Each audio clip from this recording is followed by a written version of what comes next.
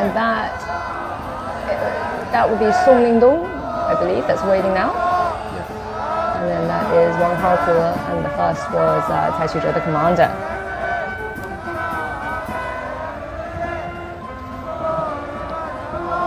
So we have just under 3 hours to go until their launch, and this is their preparation stage where they'll be setting off, meeting all the audience there to send them off, wishing them good luck. Yeah. Some of their family members will attend this ceremony. Comrade Commander-in-Chief, we are following the order to carry out Shenzhou 19-man spaceflight mission. Now we are ready to go. Please indicate. Member of PLA Astronaut Corps, Taikonaut Cai Xuzhe, Taikonaut Lingdong, Taikonaut Wang Haoze. Proceed. Yes. Salute.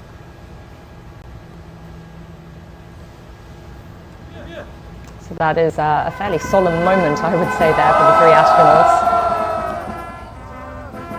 I mean, this ceremony will take quite a while.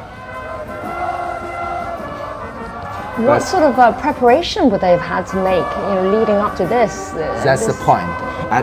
Honestly speaking, this is a traditional to have this ceremony, the set off. But just before that, the astronauts will have a very good rest, and several hours of very high quality sleep. And then the medics the support will check their physical conditions and all kinds of parameters, and then help them to wear the IVA spacesuits. So this is a very good preparation for them. So they would be, for the preparation stage, I mean, I assume that these astronauts would be in a fairly confined, in a safe place, right? They wouldn't, or would they be allowed to be at home sometimes in society? similar, like yesterday during the conference with the media, they still we have the glass isolated the astronauts with the media.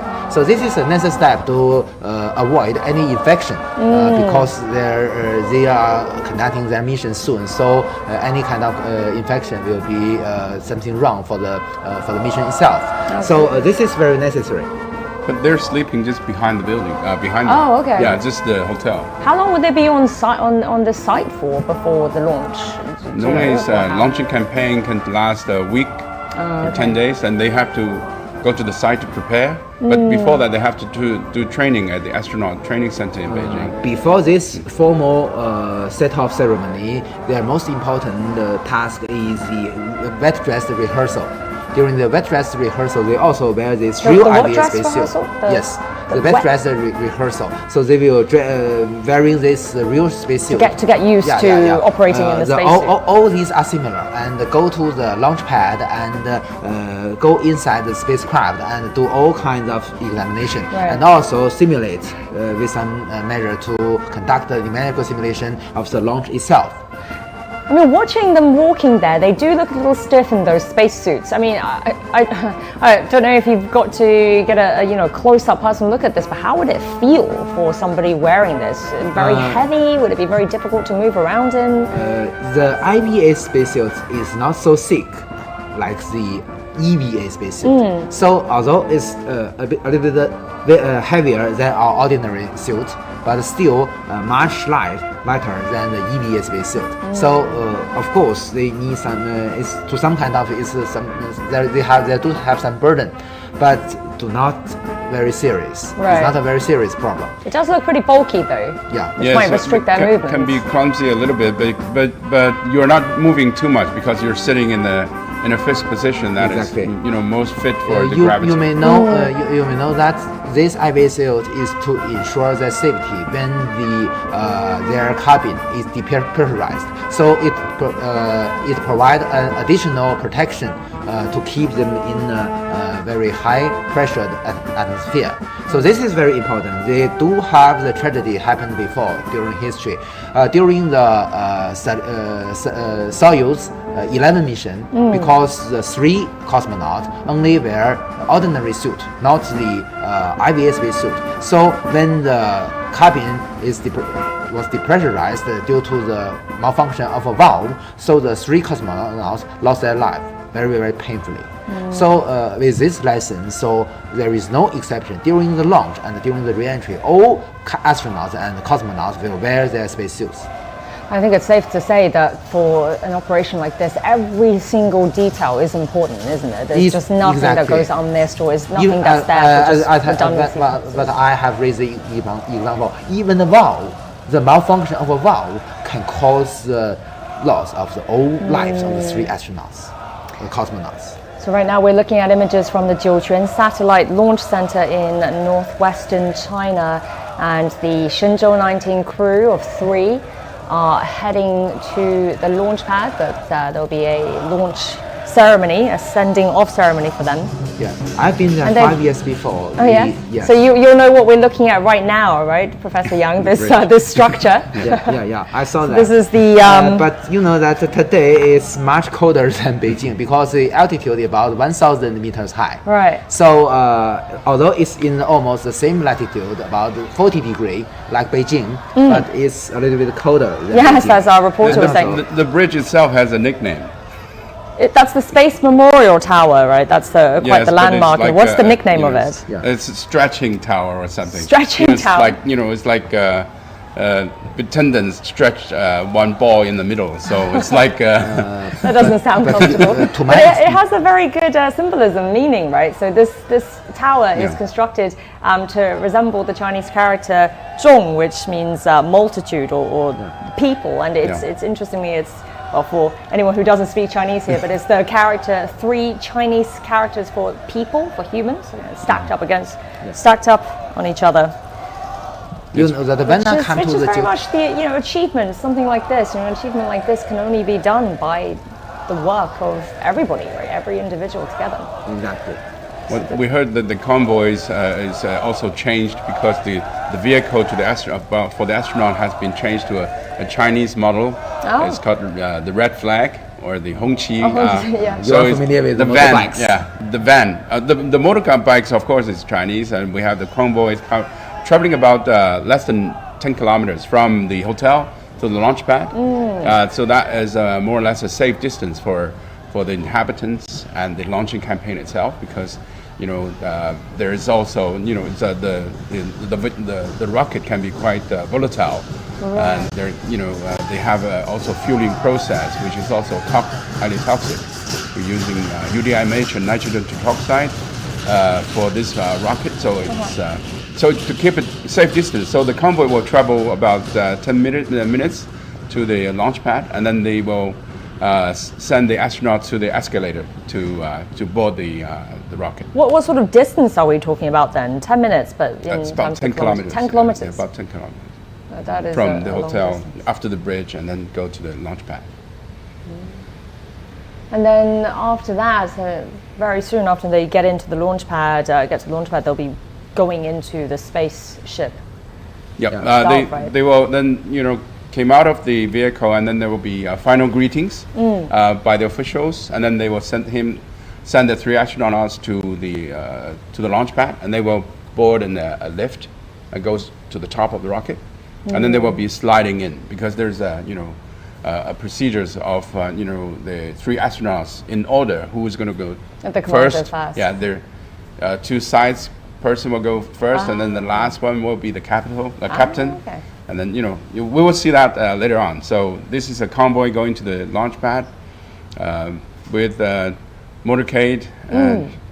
So the public, the audience that we saw just now, the public would have been just at the Memorial Square, but nobody would be allowed to get too close to the launch pad, right? At that point, it would only be the specialists, the staff. It's an isolated area. Usually, the company what you mentioned is not allowed to be closer. Also, it's dangerous, as Mr. Xian has already mentioned.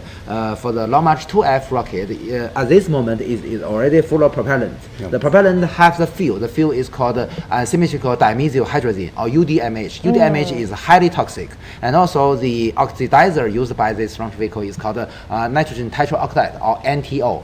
You know that when NTO meet water, it can become nitric acid. Really corrosive, very dangerous for common people. So usually the fueling procedure is very, very careful. But it also has its advantages because you know that this is because it is a hypergolic propulsion system. They can be stored in room temperature, very convenient for usage. So this is also the reason sometimes this kind of the combination between the UDMH and the NTO are still in use. So that's the reason. But also you know that for our future, our next generation manned spacecraft will be launched by the Changzheng Long March 10. The Long March 10 completely use a cryogenic propulsion system, which is completely environmental friendly. They only use liquid oxygen, liquid hydrogen, and also kerosene. So these are non-toxic and also not corrosive. So it's environmental friendly. But it can only be launched in the Hainan or Wenchang spacecraft launch site. Is there a reason why they haven't switched to that fuel already for any of these? Is it just based on the location of where No, it's based on the technology of the rocket itself. It's from Long March 4 before, from Long March 1, 2, 3, 4. These are using traditional fuels. Long March 5, Long March 5 beyond, kerosene, oxygen, hydrogen. Why is it? Sorry, Karen. So that can be more environmental friendly and also fuel efficient. Once in outer space, hydrogen and oxygen can provide more boost, and what we call the ratio is much higher for propulsions. So that is a new technology. But these manned mission using Long March 2F is based on the reliability of the rocket because the number of times that have flown and so it's very reliable, so human rated, and so we need to have safety as a priority. So we're using that as of this moment for the manned mission. So that has been more than a decade already. So that also provided safety to the astronaut itself. So this is the reason they're still using it, and the fueling system are different.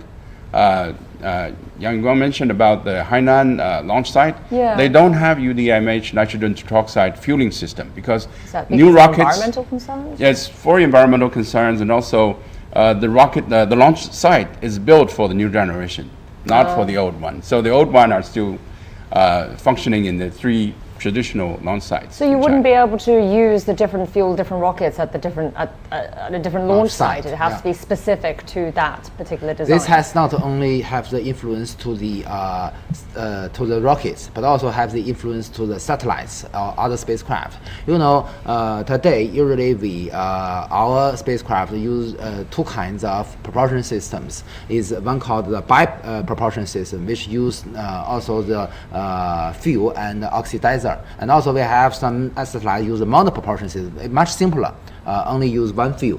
So for these 2 kinds of propulsion system, they need the different support system on the ground. So for certain facility on the ground, only maybe they can support certain kinds of spacecraft. So this is also different. So for a different launch site, also another consideration is the diameter of the rocket. Right. For our inland, in our mainland, because of the limit of the transportation system, especially the railway, usually the diameter of the fuselage of a rocket cannot bigger than 3.8 meters. The standard of our old generation, like Yan Song has mentioned, the Long March 2 to Long March 4 rocket, the standard diameter of this is 3.35 meters. So this adaptable to the railway tunnel system.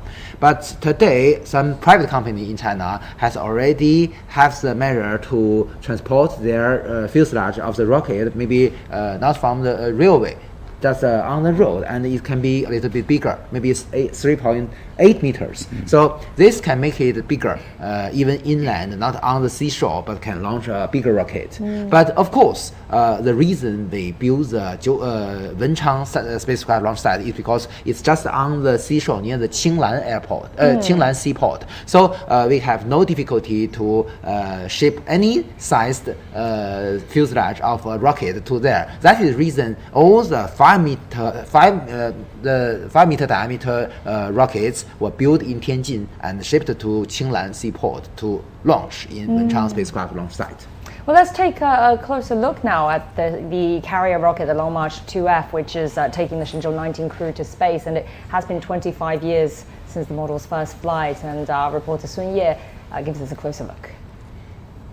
For the Shenzhou 19 mission launch, the final leg of the journey for its spacecraft and carrier rocket combination starts from here at the iconic assembly tower here at the Jiuquan Satellite Launch Center.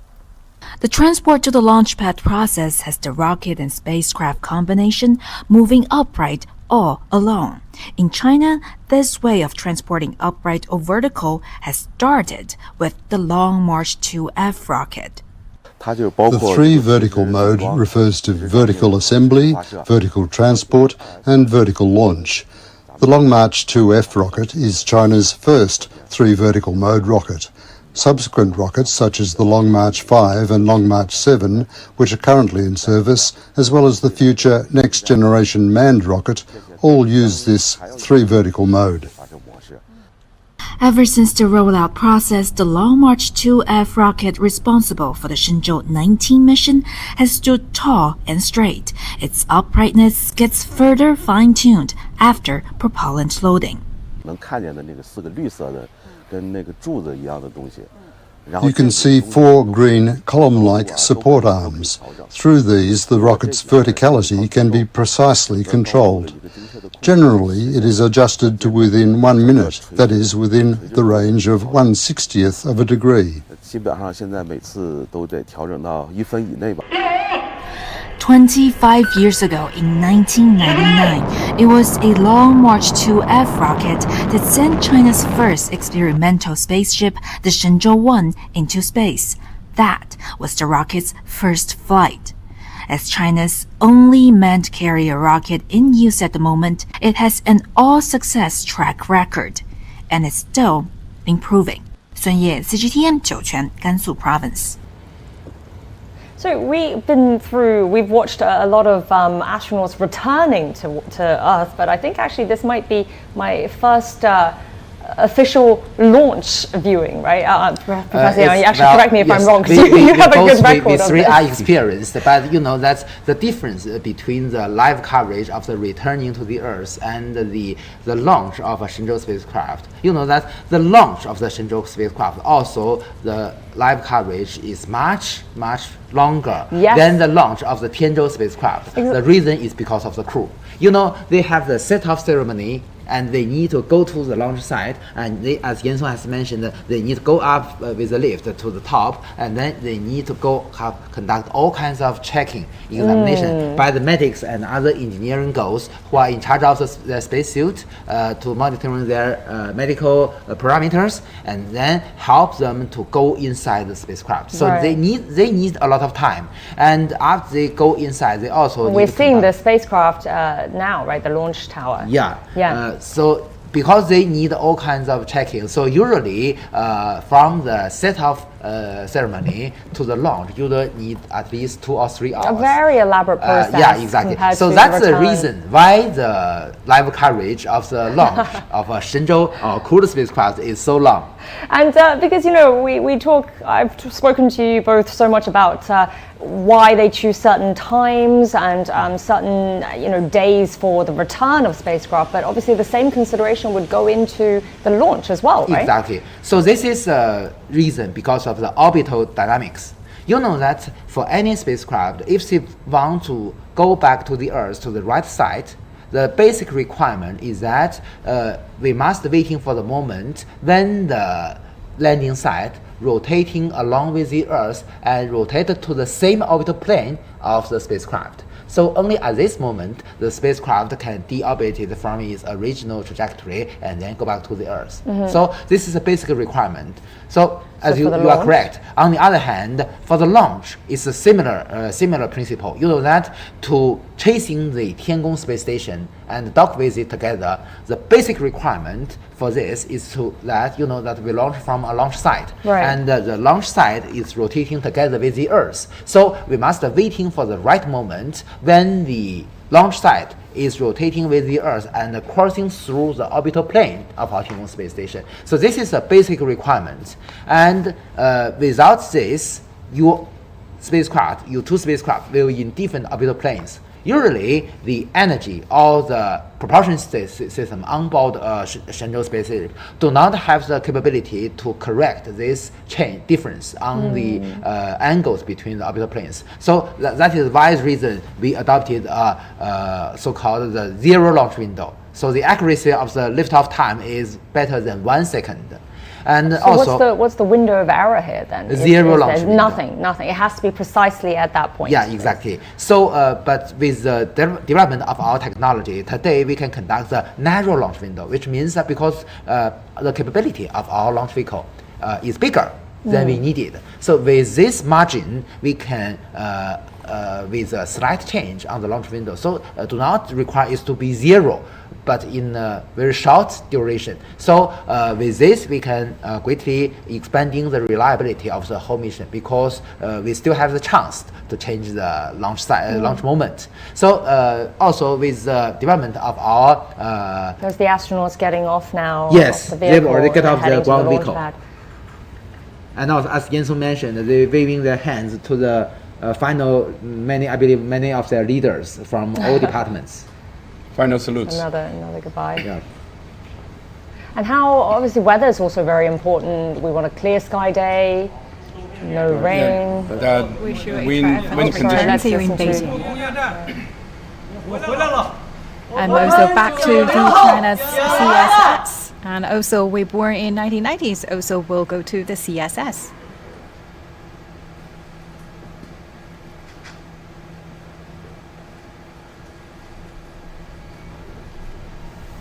So now they have proceeded to the lift. And the lift going up. How top many of the meters rocket. is this? It's To the about top of the space. Roughly 52 meters, 50 meters. Yeah. And they can make that ascent in just less than a minute, a few minutes. Yeah, I think it's a slow lift. You may notice that the service tower have many rotational platforms. So this the ones that has are open, right? still at this moment it form a closed envelope Right. For the whole vehicle. So this can provide a very convenient condition. So they have air conditioners inside to provide a very convenient condition for the launch vehicle itself. But after several minutes, there will be the first, actually speaking, there were 4 rotational platforms. And they will open one. They will open one by platform one, at a but time, the sequence is very interesting. From the So bottom? the top one will be opened first, Ah. and then will be now the second one, but the bottom one, because you know that the difference between a manned spaceflight and our Euro common missions is that for manned missions we have an emergency escape system. So when the astronaut has already entered the Shenzhou spacecraft, in a certain moment we must ignite or activate the emergency escape system. If anything wrong happened to the rocket, this system will help the astronauts to go away from the dangerous resources and safely land it. And that's why the top platform has to Exactly. open first. So Oh, you they're can see out of the lift already. That's fast. Yes. Yeah. Faster than I thought. And the supporting crews are waiting there to get them prepared. They're going to be sitting down, and then they will be boarding the rocket sequentially. What sort of equipment would the crew, the support staff be carrying? I see them with a lot of boxes. Some medical equipment there? Or? Yes. What you mentioned, the medical crew belongs to what we call the astronaut system. The astronaut system is not only in charge of the training of the astronaut, but also in charge of the design and manufacturing of the spacesuits, including the IVA spacesuits and the EVA spacesuits. And also, as you mentioned, they have doctors to monitoring the health condition of all astronauts. And they will be doing a final check as well before they lift off, right? Yeah, they basically they bring all the tools, and they have 2 categories of supporting crews. One is for the astronaut themselves. One is for the rocket itself, because the rocket is done by the engineers. They know how to open and unscrew and then so fix them and unlock the rocket before it's launched. The life support system for the crew will check their conditions, parameters before they get in, and also connecting all the plugs, make sure that data are collected and sent back. Yeah. So I think from this moment they're sitting down and they're waiting for the support team to check them in. So what they're facing right now, is that the spaceship They are facing the payload fairing of the launch vehicle, and you may notice there is a square hole on the payload fairing, and you know that just on inside is a hatch, is a side hatch of the orbital module. So all the 3 crew members will go inside the spacecraft with this side hatch of the orbital module, and then they will go down from the orbital module to the re-entry capsule. So they will sit inside. There are 3 seats there. They will sit in the re-entry capsule. You can see the monitors. Right? Yeah. So the you top can see right, the monitors of all the conditions.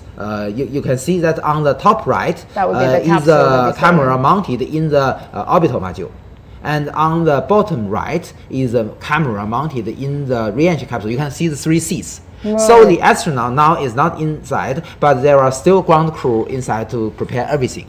So how long will this process take then before they can actually get into the capsule? Less than half an hour. Okay. And there's also a plank you can see. And they won't walk the plank, but they slide the plank. Walk the plank.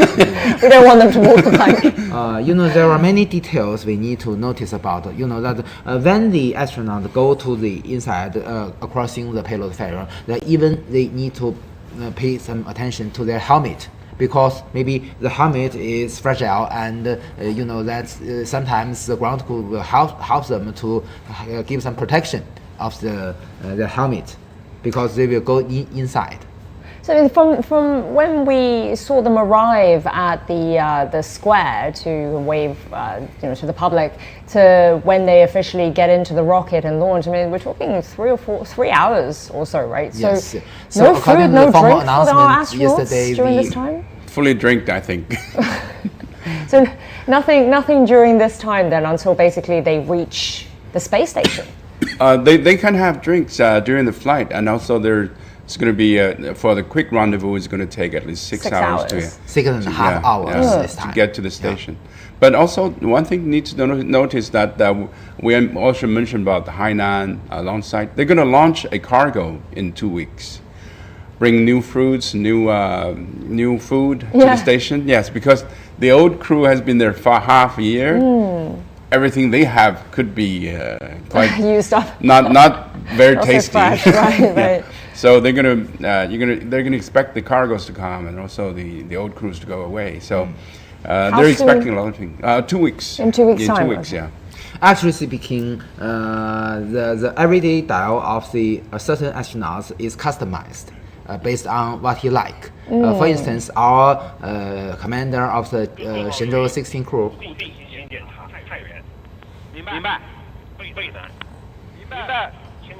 So this is checking on the ground station. Locations, right? We just heard the voice of the commander of the launch to check if every subsystem is okay. And the various locations for these monitoring stations, they'll be monitoring the flight of the rocket. The trajectory of the rocket. And also with these ground stations, we will also receiving the telemetry data, which will be representing the health condition of the rocket and the Shenzhou spaceship. I mean, how many ground stations would normally be activated for a launch? Well, that depends on different missions. You know that usually we have several ground stations along the trajectory of the launch. For instance, we have the Weinan station, we have the Qingdao station, and also we have the space tracking ships, maybe Yuanwang space tracking ships in the Pacific Ocean, to prolong the whole area to increase the recovery rate. So with these ground stations and the space tracking ships, we can have a good data link with launch vehicle and also with Shenzhou spacecraft. The reason why we have a space tracking ship in the Pacific Ocean, you know that when the Long March 2F accomplish its task, begin to separate the Shenzhou spaceship, it's already already left the eastern coast of China. So it's already in the Yellow Sea or in the Pacific Ocean. So this time, hearing just another check there and confirmation that everything is in order. to ensure that we get the right signal representing the normal separation between the launch vehicle and the Shenzhou spacecraft, and also the normal unfolding of the solar panels, we should have this kind of station in the Pacific Ocean. So that's the reason and function of the space tracking ship. Mr. Xu, you were just saying earlier about the weather conditions. I mean, so do we need perfect weather for a launch? Can any rain be tolerated, any wind? Launching campaign has its own exclusive meteorologist. They predict the weather, and also this is part of the launch window that Professor Yang mentioned. Not only the trajectories, the rendezvous and dockings, the orbit, the inclinations, but also the weather itself. It has to provide a window.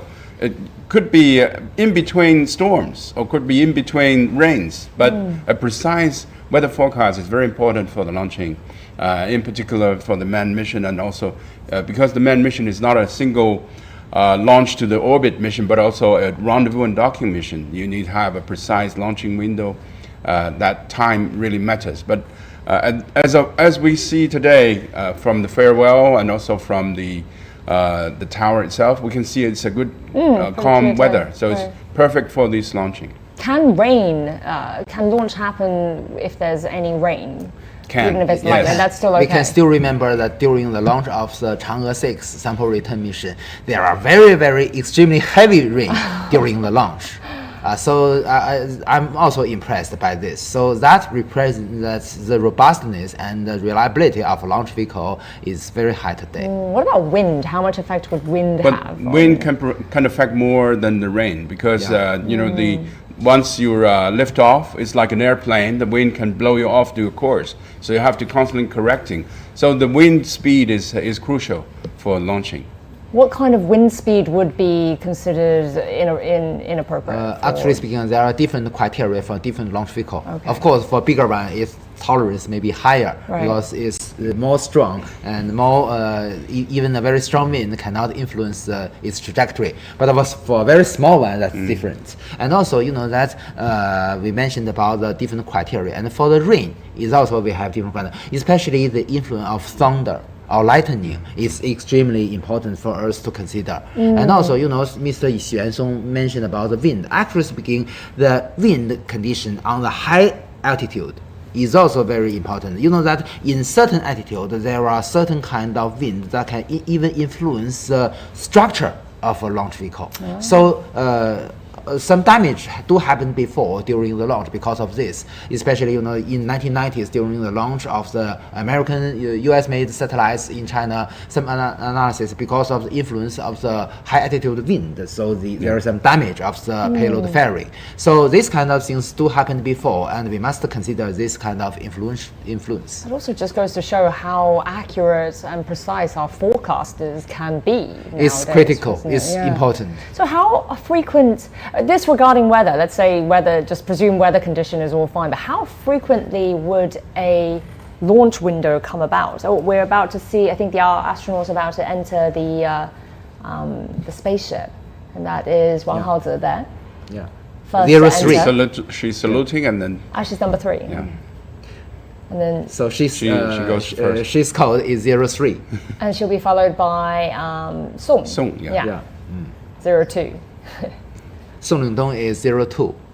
No. So she's this is what you were saying, sliding in. I wasn't sure what you meant by that. So as I mentioned, we will first go, this is camera inside the orbital module. You can see that they will first go inside this orbital module with the help of the ground crew. Yep. Oh, so there's a crew inside. You can see all kinds of cargoes in the shelves around the orbital module. So she already inside the orbital module and then go down to the re-entry capsule. Are they sliding in just because of the sheer size of this hatch? Actually speaking, it's really very, wide? very narrow. So the only way, that's basically the only way they can enter. Yes, that's the only way, yes. So there is a hatch between the orbital module and the re-entry capsule. And that's as far as the staff can go, right? The support staff. I mean, can they fit any more people into the orbital entry, the re-entry? Re-entry modules, cannot fit anyone. It's just the 3 astronauts. So I believe that Ms. Wang will sit in the seat closest to the camera. Okay, let's see if you're right. Well, I'm pretty sure you are, since Maybe you've they have seen more many of cameras. these. Maybe more cameras. They do.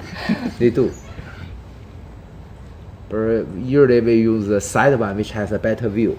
Yeah. I mean, this is a very long, drawn-out process. They're very careful with every step they tread in there. One thing interesting is to know that the seat themselves are designed for the astronaut individually, so that they can, experience maximum G's, gravities. We know that the human body cannot tolerate more than 12 G's, but these are seats that designed in such a way that you sit in, you're fit very tightly, and you can tolerate more gravities. So it's got to be very snug fitted to their body shapes. Do they consider weight as well? Is that a factor in the chair design, or is it just mostly the body shape? Mostly body shape, and mostly your height, your deep contours and everything. Well, we can hear the voice from the launch site system. They are just conducting another numerical simulation of the launch. So it takes a while for her to get comfortable there. Yeah, it's a tight fit. Yeah. And also, we can hear a lot of radio announcement. These are exercise after exercise, to make sure that all functions all systems are go for the launch. Not only, these are launching sequence, and also they have ground crews, ground stations to check their links. Mr. Song Yingdong is now going into inside the cabin. 02 sliding in. Mr. Song Yingdong is the one during the re-entry. He will in charge of the cutting off the parachute. So that is the role of 02. I mean, they will all have been assigned specific tasks during this whole launch process, right? Because his seat is near the button to cut off the parachute when landed. Is it always 02 who does the parachute? Always 02. So He has the handle. So what price Yaping most? Because during the Shenzhou 13 mission, the capsule landed vertically. This is the reason, because she pressed the button in the most right moment. So it won't pull off. Yeah. Yes, in most cases it will be pulled off, as Jensen mentioned. But you know that if it can land vertically, the astronaut will feel very convenient. But how hard is that to Very, very hard. orchestrate? You seldom have the chance. In most cases, almost more than 90%, they will lie down because you don't have the right moment to push the button to cut off the. So do you think for her, for Wang Yaping, that was by chance, coincidence, or could was be, that because calculated and lucky experience? enough, Yeah. we only have Luck. we only have two examples: the Shenzhou 6 mission and the Shenzhou 13 mission. Only in these two missions, the capsule landed vertically. Right. And there's the commander. Finally, the commander will go inside and sit in the middle. 01, Cai Xuzhe. Mr. He's Cai our Xuzhe. veteran. He's our returning astronaut. Please notice today that all the members from the second batch of Chinese astronauts have already have their chance to go to outer space, and among them, 6 of them, including this one, has already have their second mission, and 4 of them has already become commanders. He was last up there. Cai Xuzhe was last up there in 2022, right? So I think it was. So after him, 2 years before. Yeah. And 2 years a break in between going up to space, is that a kind of a normal amount of time? You can go a little bit faster, but it's physically challenging. You have to take a half a year to recover physically, because it's a long duration flight. It's not a week flight, but it's a half year flight. So you lose a lot of bone mass. Your cardiovascular system changes. Your muscle loses. So you have to regain all of those.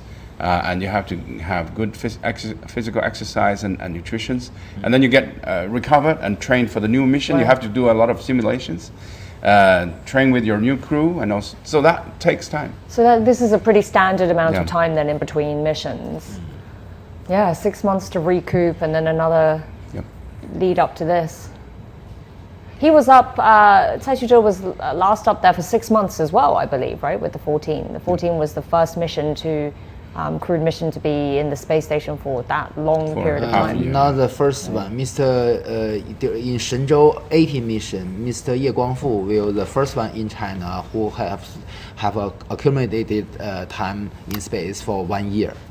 Mr. Ye Guangfu, when he come back to the Earth 5 days later, he will be the first one that conducted the accumulated time in outer space will be about 1 year. Mr. Ye Guangfu will be the first one. Because in Shenzhou 13 mission, he also stayed in outer space for half a year. So this time another half a year. And then Cai Xuzhe will be then, I guess, the second astronaut The second stayed one, for accumulated to have this. 1 year. It's a standard half-year mission for every crew, so to maintain the permanent presence of human being in the station itself. So this was designed in such a way, and also supporting system like cargo ships, life support system, oxygens, waters, food, and all are designed in such a way so that the crew can be sustained for half a year. Initially, the crew was up there, I think, I can't remember which Shenzhou it was, but for just 3 months, right? And then that expanded to the 6 months. And there were also queries about emergency cases. For example, we know the International Space Station has 2 astronauts that cannot come back with their original capsule. Boeing style liner. Boeing designed, and also the question was asked, how about the Chinese station? And we know that there is this is Shenzhou 18 mission. We have 19 mission already in the vicinity. Once this is launched, the 19 will be on the pad for any emergency cases. This is 19. So 19, Yeah, sorry, this is 19, 20. so we have 20 So waiting. 20 is going to be standby for any cases that anything happens to the previous crew, and we can send the 20 for emergency. Now Mr. Cai Xuzhe, the commander, is go down from the orbital module to the re-entry capsule with the help of the ground crew. You can see that. And again, another very tight fit. I mean, this is really, there's just no space for maneuver. But today it's already from a very standard routine, so the ground crew is also well trained Very and experienced, experienced. So they do know what they should do to help the astronauts to go more smoothly. And also, you know that usually the ground crew have 2 categories. One from the medical team, usually belongs to the astronaut system, who are in charge of monitoring the health condition of the astronaut. And also the other team belongs to the spacecraft system, because you know that all these modules belongs to the Shenzhou spaceship. So they also need to ensure that everything is okay, including that finally they need to close the hatch, close the front hatch of the re-entry capsule, and then close the side hatch of the orbital module, and then close the panel of the payload fairing. So with these measures, so at this moment, if they have something wrong, they can only escape based on the emergency escape system. So that is the reason why the top platform should be opened first. What are they passing around right now? That little clipboard. Well, you may notice that they are still. You can see that Miss Wang is checking some menus. A lot of fiddling around there. Some handbooks. So that I believe that inside this handbook not only have the instructions of how to do in normal condition, but also have all kinds of instructions on in abnormal case what you should do. Emergency case. Yeah. So they have to be familiar with all these kind of tasks, and also do all kinds of trainings before the launch. There's a checklist for them to go through. So Exactly. And that's what they're looking at right now, isn't it? Well, let's check in with our reporters. So we do have the 3 taikonauts, Cai Xuzhe, Lingdong and Wang Haoze, now in the capsule and making themselves comfortable there. And the spacecraft will be soon taking off from the Jiuquan satellite launch pad and bound for the Tiangong space station. So Sun Ye is at the satellite launch center and Zheng Yibing is at the Beijing Aerospace Control Center. So let's check in with both of them. Hi, Sun Ye. So, what do you have for us? How are the preparations there? What's the mood like? Hi there, Jiayang. So we are 1.5 kilometers away from the launch pad, and you can see the rocket is still wrapped in those blue rotation platforms. It's wrapped there. It's protected from the chill and from everything else. But really, the temperature isn't that big a problem, considering all the preparations they've been doing. When that rocket reveals itself in time, you'll find there are heating pads taped put around the rocket. That's for an extra layer of warmth. And when it's launched, those heating packs will come off. We've just talked to experts in the rocket system, in the launch center system, and in the spaceship system. And all these experts say everything is proceeding according to plan, smoothly, and as they've always said and usually say, everything is normal and it's in good condition. But we do want to share a little bit of things that happened earlier. Now that the Taikonauts are in the spaceship and they have traveled from that square of dream come true in that seeing off ceremony to the launch pad. Earlier, we also traveled in a minibus on that whole path. So I think you have seen the aerial shots, how this whole place is lit up and decked up, but we have seen what the Taikonauts are seeing at their eye level, on the street level. One thing that's quite interesting are the road signs. Here, the road signs, the street names, they are quite meaningful and special. There is the road of technology, there is the street of aerospace, there is the street of peace, and on those street names, there are even more messages taped on there, including going to space is romantic, space exploration is limitless, let's go explore space together. So these are probably the last messages, the last words the Taikonauts see before they enter into that launch tower and into the spaceship. And all of these words are like what they've been seeing throughout the day, are the best wishes from people here. Jiayang. Oh, that's definitely nice messages to see before they embark on this really important mission. Thank you so much, Sun Ye at the Jiuquan Launch Center. And now let's head over to Zheng Yibing, who's at the Beijing Aerospace Control Center, and that is the place which will oversee the launch. Yibing, what are you seeing there? What's happening? Well, yes, Zhou Yang. The Jiuquan Satellite Launch Center now, the Shenzhou 19 crewed flight mission is in the launch sequence. But here in Beijing, the Chinese capital, the Aerospace Control Center, from the big screen behind me, we can see the multiple angles of the Shenzhou 19 crew, their status in the spacecraft, the Shenzhou 19. Well, this is a center which is what you call the Beijing Aerospace Control Center. Well, last time when we were here was for the Chang'e 6 lunar mission, and this time is for the Shenzhou 19 crewed flight mission. And this center is for the whole mission of the Shenzhou 19 mission, and it coordinates all systems from the launching center to the landing site, and also the measurement and control stations across the world, and as well as the Tiangong space station. So from here, we can not only hear the brief and short communication between the Beijing Aerospace Control Center and other centers and other stations, we can hear also the typical Beijing copy between them. So that is really impressive.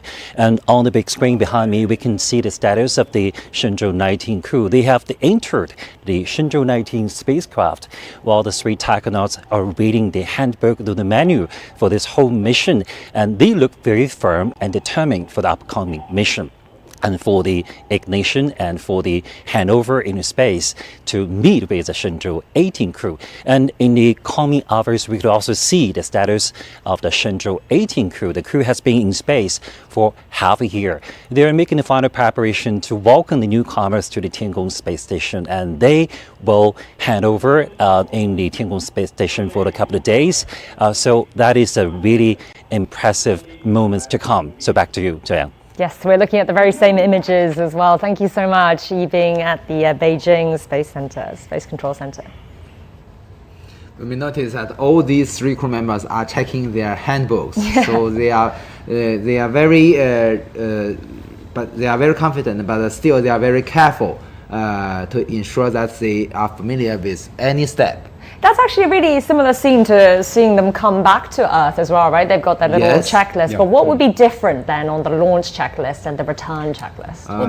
I think the launch checklist would be a shorter one, because it's more of a routine. It's it's not controlled by the crew, but they have to just to provide the informations inside the capsule. But all the launching sequence is not part of the crew pressing the button, but it's someone on the ground in the control room press the firing of the rocket, and then there's it's less than 10 minutes you'll be out of atmosphere and out of the Earth. So is this more of a reassurance thing? I think they have gone through all the exercises many times, but they're quite serious because this time is for real. So they have to go through the process very carefully. And also, as Professor Yang mentioned, there's what we call a full-time safety protection.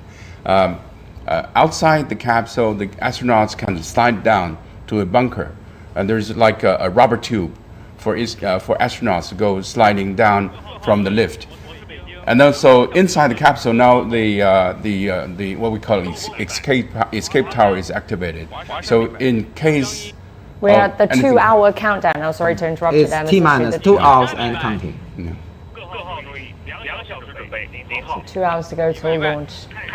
So in different countdown moments, we have the checking of the different critical systems, including the launch site systems, the rocket systems, the Shenzhou spacecraft systems, the TT&C systems, and also our Tiangong space station systems. Everything should be go ahead. So it's like a protocol they have already exercised many times. Once you call 2 hours preparations, then there is an activation of number of actions, and including all the systems. Look, the first platform is now opened, as I mentioned. The very top platform. The very top one. And then it will be the very bottom you one, can see that the emergency escape tower, we can already have a direct eyesight with that. We're hearing more system checks there. That means the activation of the escape tower, to ensure the safety of the astronauts. Mr. Xu, I understand that you get to have a little break now, but we'll bring you back a little later in the program as we continue to watch the launch. So when the emergency escape tower ignited, so there will be no any obstacle because the first platform has already opened. Right. So this is also a safety measure. What China has laid out is roadmap for space science development, and one of the key goals of the plan is to become a space industry leader by 2050. And other objectives include a manned lunar mission. Let's take a look. China announced its first ever medium and long-term plans for space science development. A variety of key research areas have been listed and include exploring the origin and evolution of the universe, gravitational waves, the sun, the earth, the heliosphere for a panoramic view of sun-earth, the habitability of celestial bodies in the solar system and beyond, and search for extraterrestrial life, the laws of matter movement and life activities in space, and more. 规划提出了至2050年我国空间科学发展的路线图。 The plan proposes a roadmap for China's space science development up until 2050. Between 2028 and 2035, operations on China's space station will continue and will implement missions such as a manned lunar exploration mission. Around 15 satellite missions will also be conducted. Between 2036 and 2050, we plan to conduct some 30 space science missions and become a global leader in certain areas. China's manned space program has revealed that Chinese taikonauts will travel to the moon by 2030. These lunar expeditions are expected to involve cutting-edge science experiments. Well, the Shenzhou 19 crew will be carrying out 86 space science research and technology experiments during their mission. A spokesperson of the China Manned Space Agency gave the details at a news conference. 载人航天工程自立项之初 Since the very beginning of the program, we have put a great importance on space science as a vital part of development strategy. Following the concept of building ships to build stations and build stations for utilization, we integrate the engineering and scientific objectives and promote them at the same time. Our program's space science and application missions are critical parts of the national strategy. We have actively participated in the making of the national medium and long-term plan, and will see it to be implemented. During the Shenzhou 19 flight, according to the plan section, on biological and physical science in space. 86 space science and technology experiments will be carried out in the field of space life science, fundamental physics of microgravity, space material science, space medicine, new space technology, etc. For instance, structural analysis of protein crystals grown under microgravity conditions and non-equilibrium dynamics of soft matter.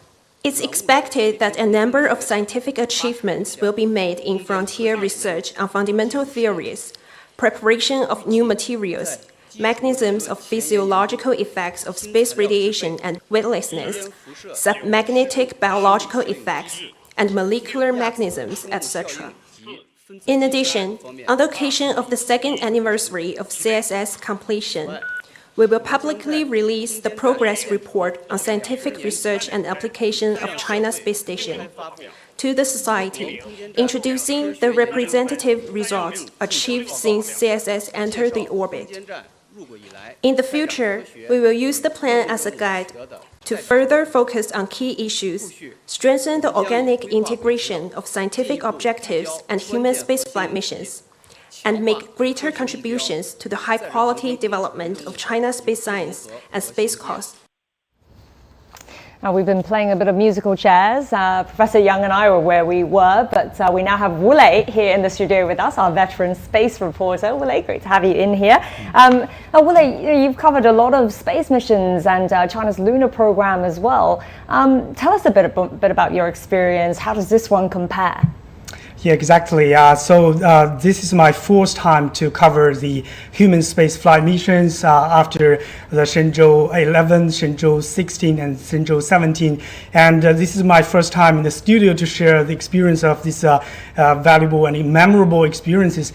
And I found that in recent years, for the human space flight missions, global space society have been paying a lot of attention on these missions. They want to know more about these technonauts and also the missions on board the China's Tiangong space station.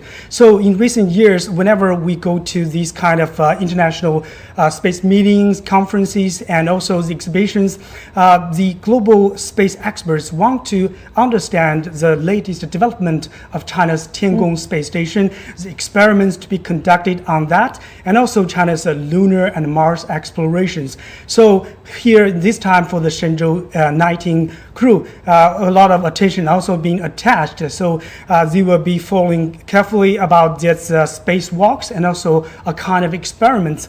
Early this month, I went to Milan for the International Astronautical Congress.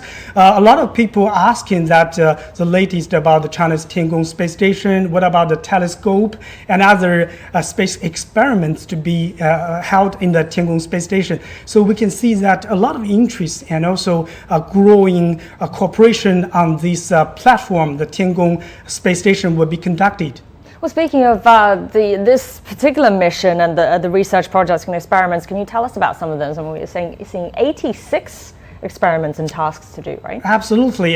This morning, I also watched the whole press conference, and I noticed that there are over 86 experiments and tests, because we know that on board the Tiangong space station, inside there are kinds of experiments like space materials, space medicine, and also biospace technology, and also microgravity experiments. And also outside of this cabin, the technonauts will have these spacewalks, and also they are going to install some kind of space debris protection devices, like, because the Tiangong space station is orbiting about 400 kilometers away from the Earth, and there are a lot of space debris. Right. And they are now, for the Shenzhou 18 crew, they have already installed some part of these devices, and Shenzhou 19 crew will continue to install this kind of space debris protection devices, and also they will conduct several times of spacewalks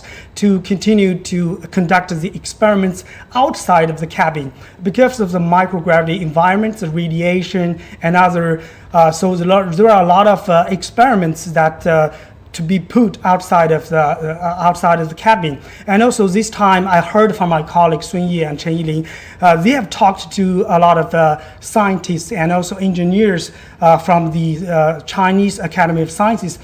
They have brought many kinds of new experiments to the Tiangong space station, because we know every time each crew will conduct different types of experiments. And this time, one experiment that really impressed me most is that they even brought some space flight in the flies, fruit flies, living flies. Yeah, little fruit flies to the Tiangong space station. They want to observe how they grow and how they mutate in that kind of microgravity environment. Is that the first time they're bringing living animals into No. space? Last time they even brought some fish. Oh. Yeah. Zebrafish. Zebrafish in the Tiangong space station.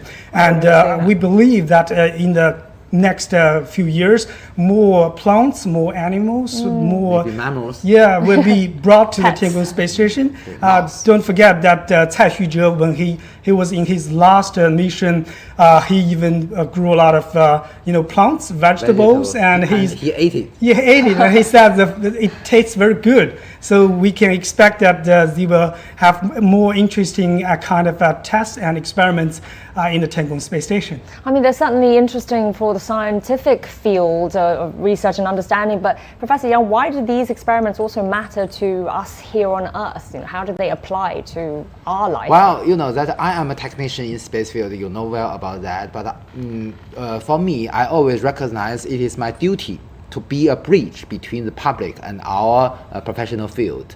You see, the manned space activity need a lot of money, need a very long period, and usually the investment is very huge. But we should be very aware that most of the benefit, most of the returns from this manned space program are indirect.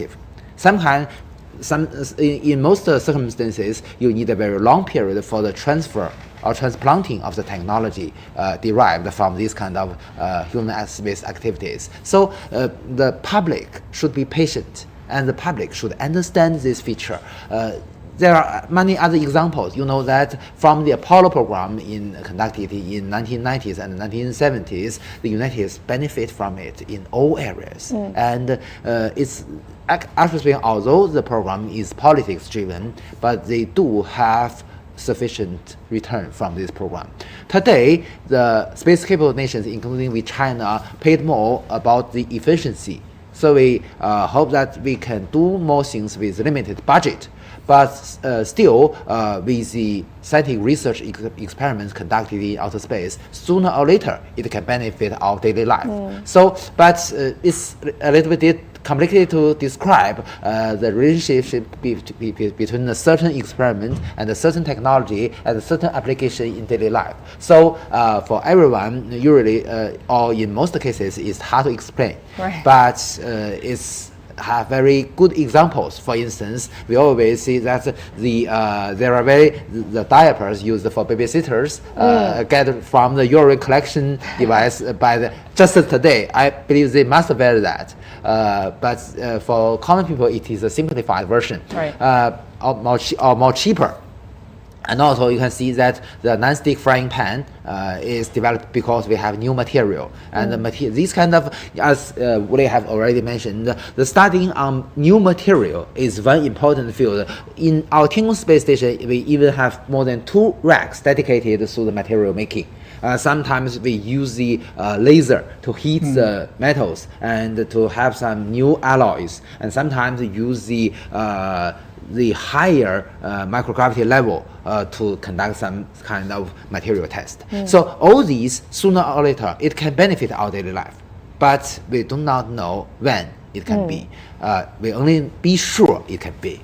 So we're looking at images now of the launch tower, and the astronauts are sitting comfortably, snugly in their seats. But you see on the launch. video camera, you can see the white one is the top of the emergency escape tower. Right. So it's already to the open space. That means that when the emergency escape system is activated, it can save the lives of the astronauts in when something dangerous happens. For instance, during history, they do not have some malfunction or explosion of the carrier rocket. But at this moment, I believe that Mr. Gitov from the former Soviet Union, his life was saved because of the emergency escape system activated. And just now, I believe that just inside the International Space Station, the commander of the new East crew, Mr. Haig, Nick Haig. He has experienced an emergency escape during the Soyuz MS-10 mission because during the separation of the boosters with the core stage, there is a collision, and the malfunction detection system judged that it is dangerous, and then the escape system activated. So Mr. Nick Haig is the one just experienced these kind of things. So, I mean, these spaceships, they're constantly being updated with the latest technology, right? So what's different about this particular one compared to its predecessors, to both of you? Well, you know, that's, we call this Long March 2F a human-rated launch vehicle, or the only human-rated launch vehicle now in China, which means that to concern about the reliability and the safety is much higher than other launch vehicles used currently in China. Because, you know, for human missions with crew inside, we must ensure its safety. Based on the original design, different from its predecessors, the Long March 2E, although the Long March 2F have a similar configuration with the Long March 2E, but it has a new malfunction detection system. So the reliability of the Long March 2F is much higher than the Long March 2E.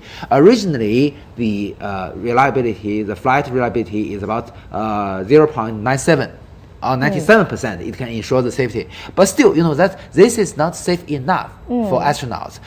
97% means that for every 100 launch, maybe in 3 times we put the astronauts in danger. So this is not safe enough. So that is reason we add another emergency escape system. So that is a very remarkable feature of the Long March 2F because it's a very sharp tower. So with this emergency escape system, we can increase the safety of the astronauts from the 1.97 to 1.997, which means that with every 1,000 launch, we only have in 3 cases the lives of the astronauts may be threatened. So this is already acceptable.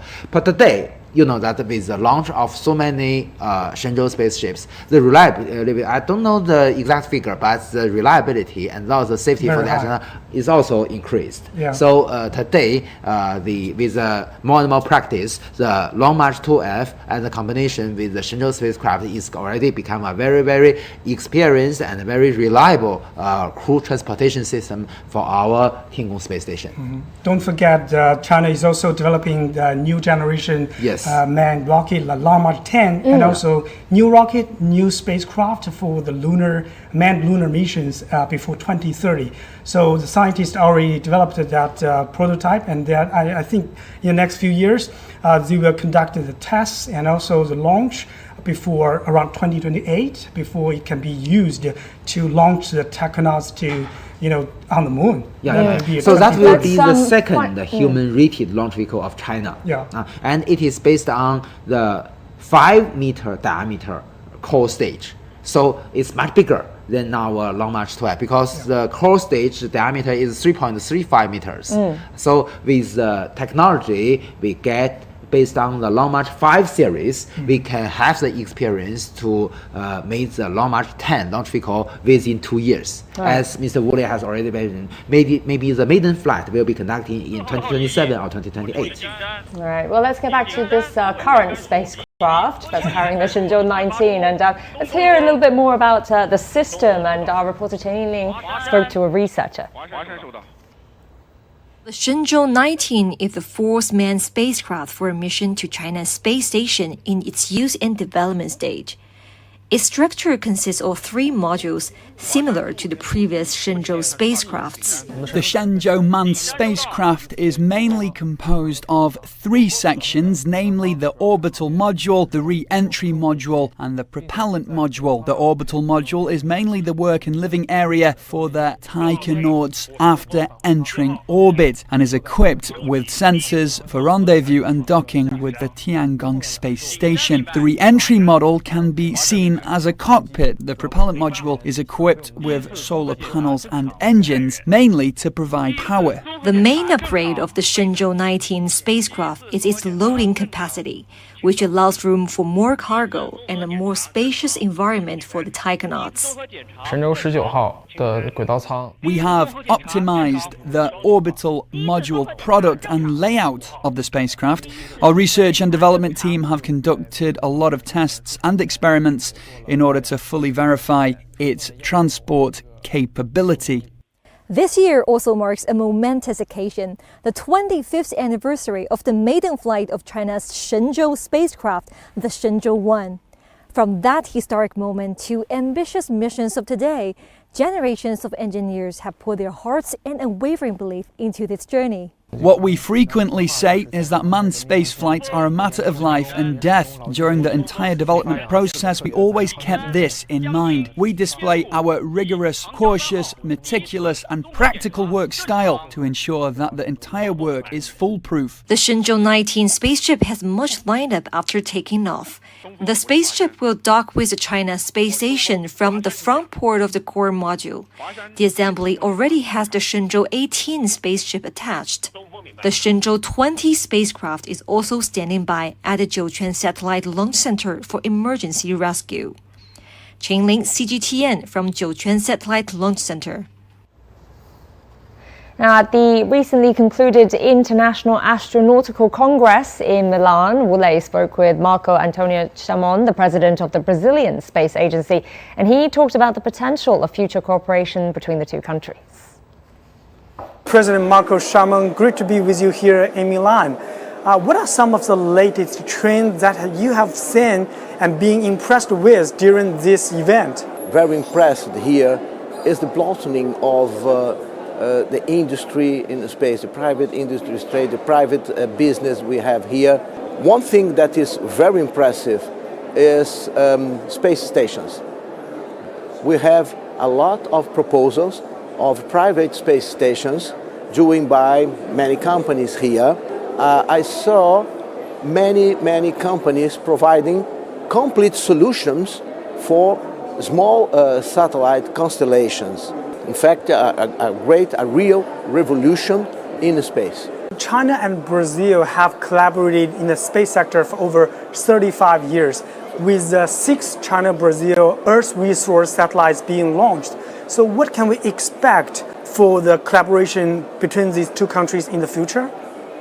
We have today 2 satellites in orbit operating, Sirius 4 and 4A, that we share in terms of data and control.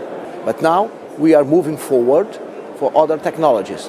One, radar is very useful too for land imaging, and meteorology that is very important to us in terms of monitoring and forecasting of natural disasters. We will discuss and we will act in terms of lunar or space exploration outside the orbit of Earth with China. So it's a really fantastic and very fruitful collaboration that we have between Brazil and China. Brazil and China are both founding members of the BRICS bloc. These countries have signed on to cooperate on the remote sensing constellation program. How important is this program for future collaboration in the space sector among BRICS countries?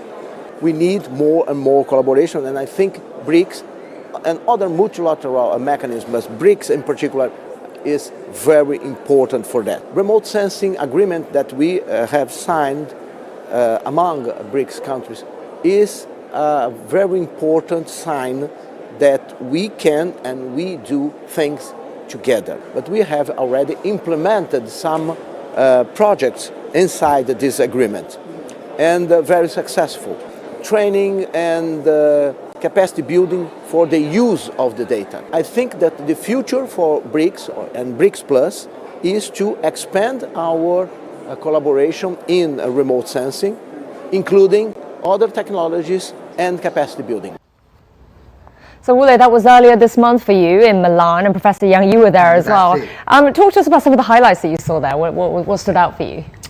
Oh, really? That was the largest space event every year. So this year was held in Milan. Next year will be held in Sydney, Australia. So this is a biggest gathering for space people. Yeah. Not only astronauts, but also scientists, experts, and engineers. Students come here to exchange their ideas, to talk about, discuss the latest collaborations.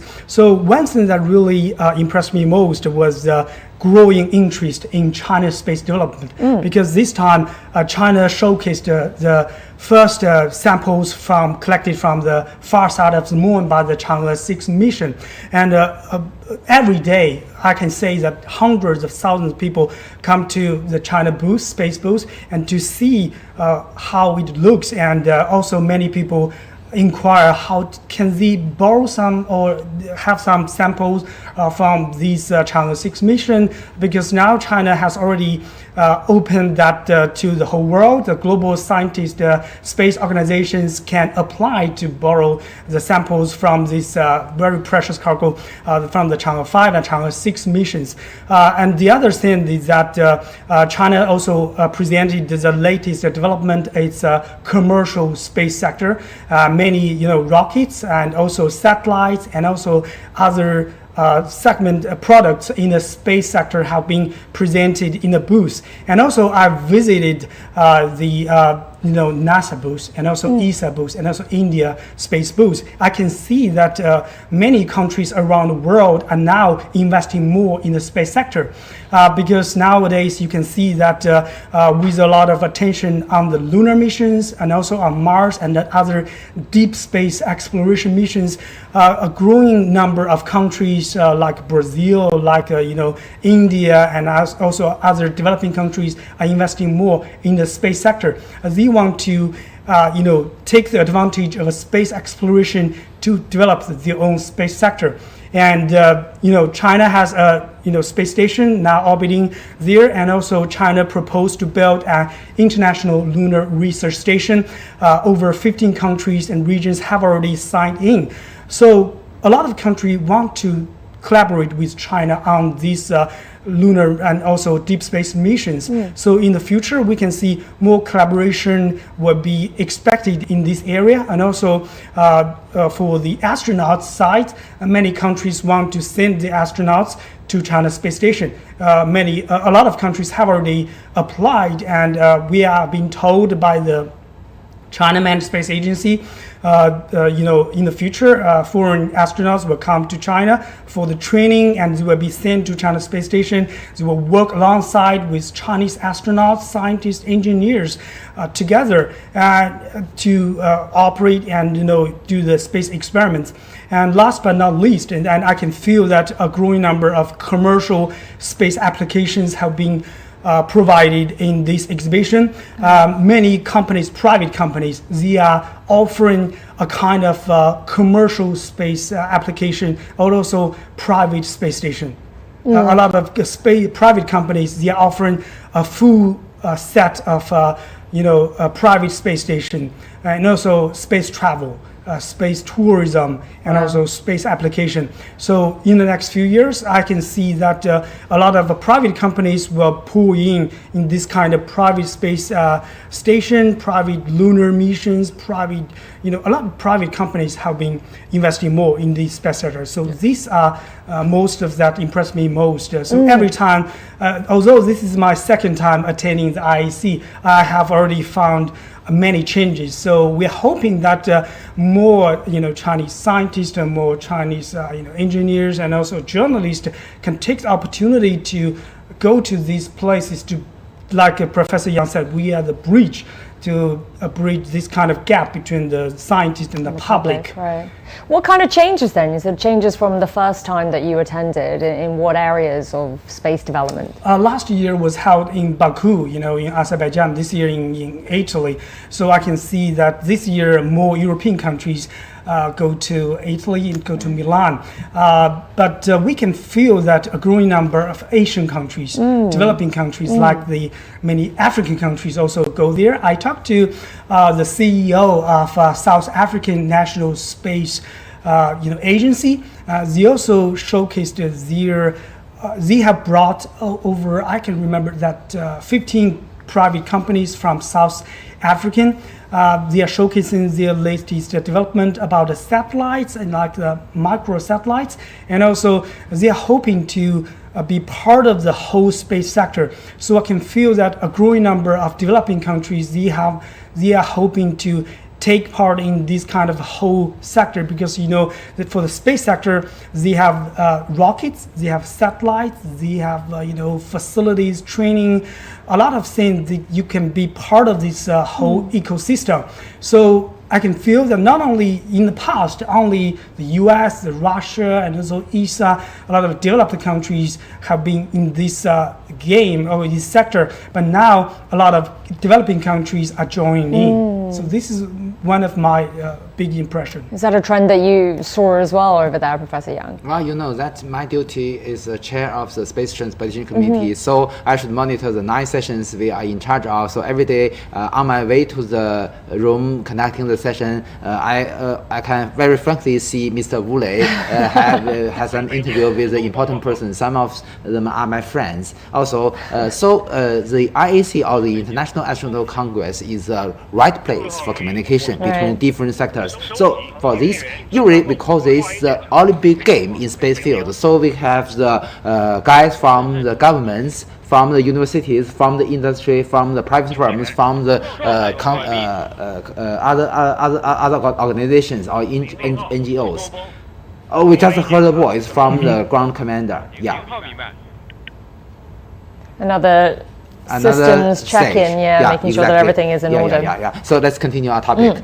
You know that during IAC, Mr. Wu Lei, I believe because as he mentioned, he attended the Congress in Azerbaijan last year in Baku.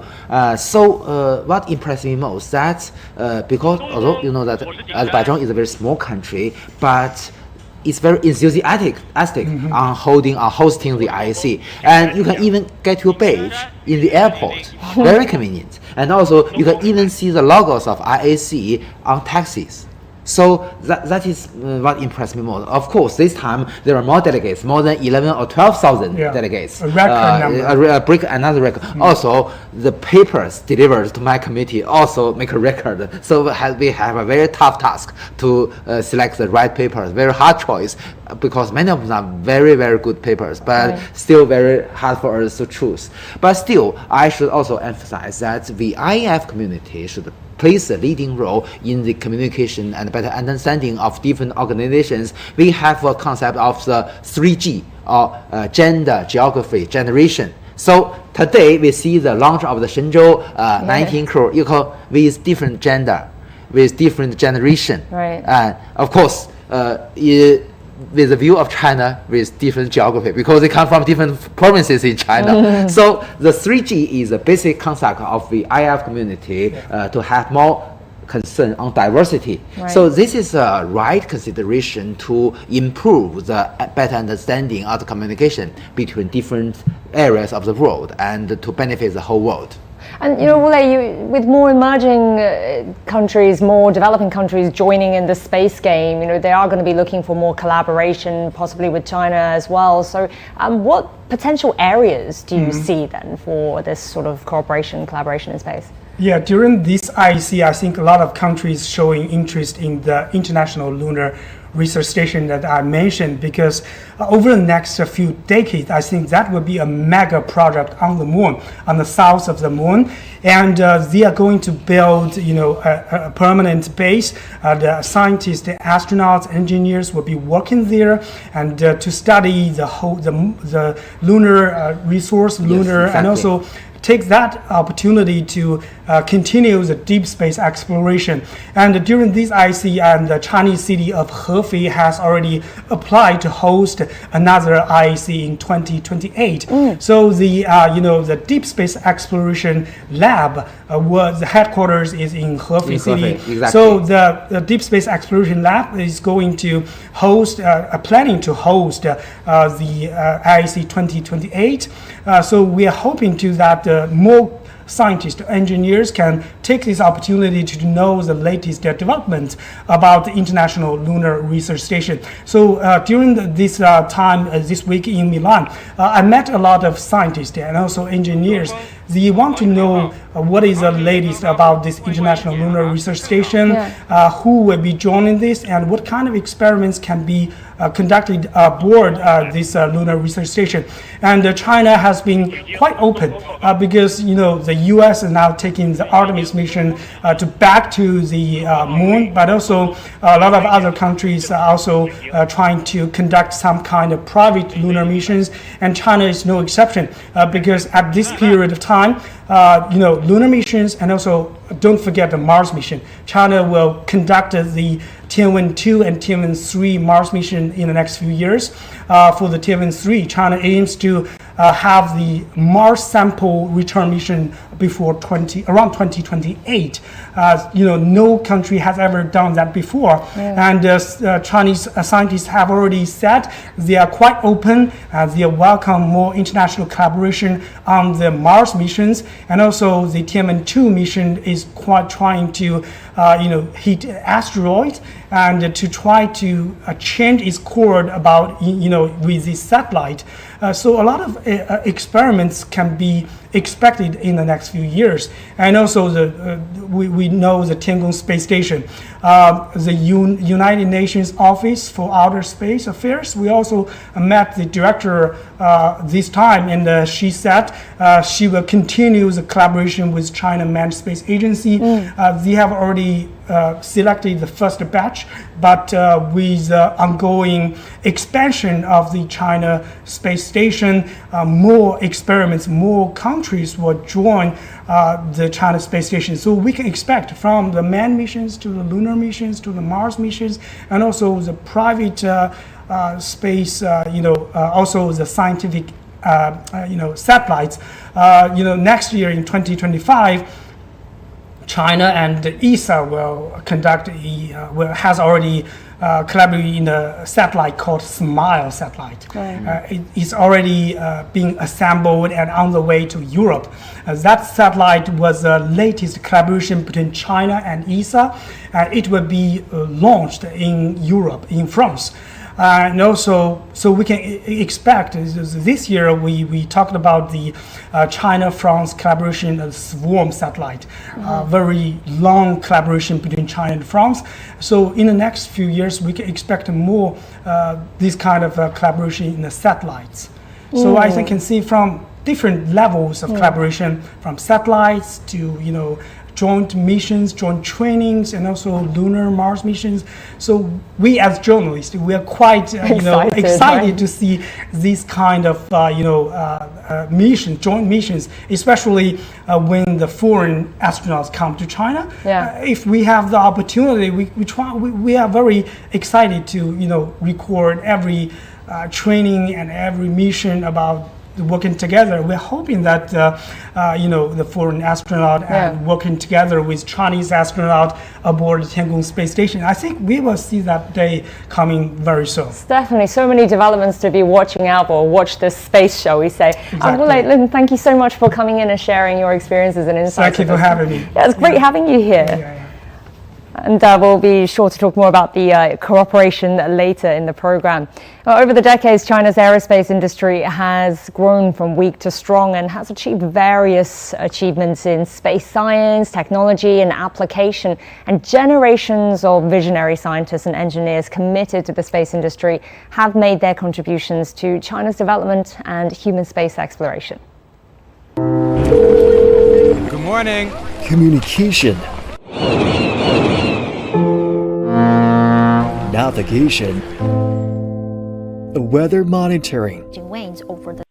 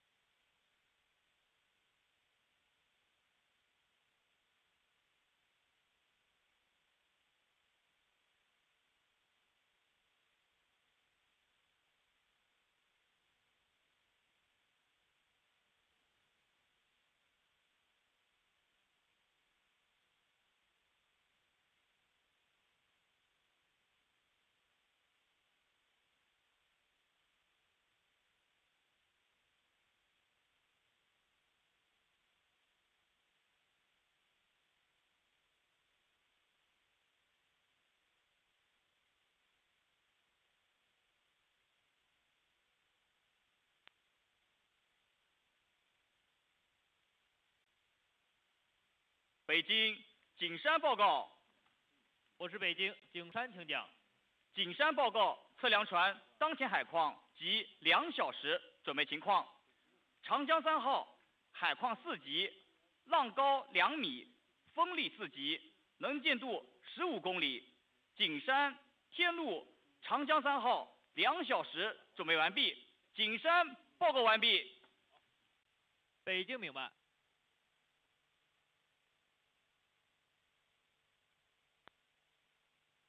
北京华山报告。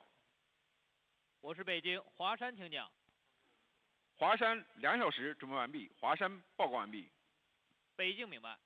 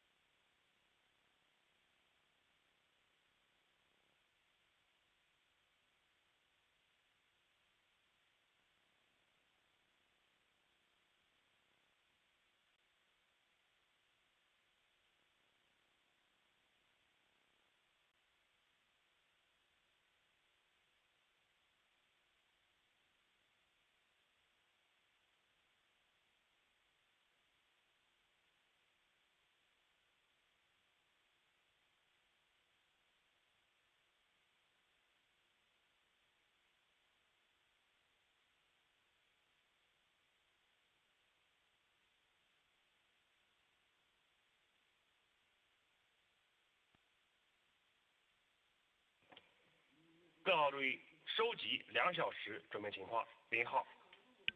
2小时准备完毕。太原。2小时准备完毕。渭南。2小时准备完毕。青岛。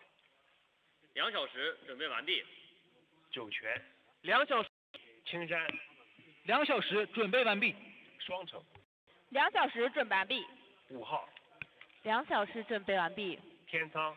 2小时准备完毕。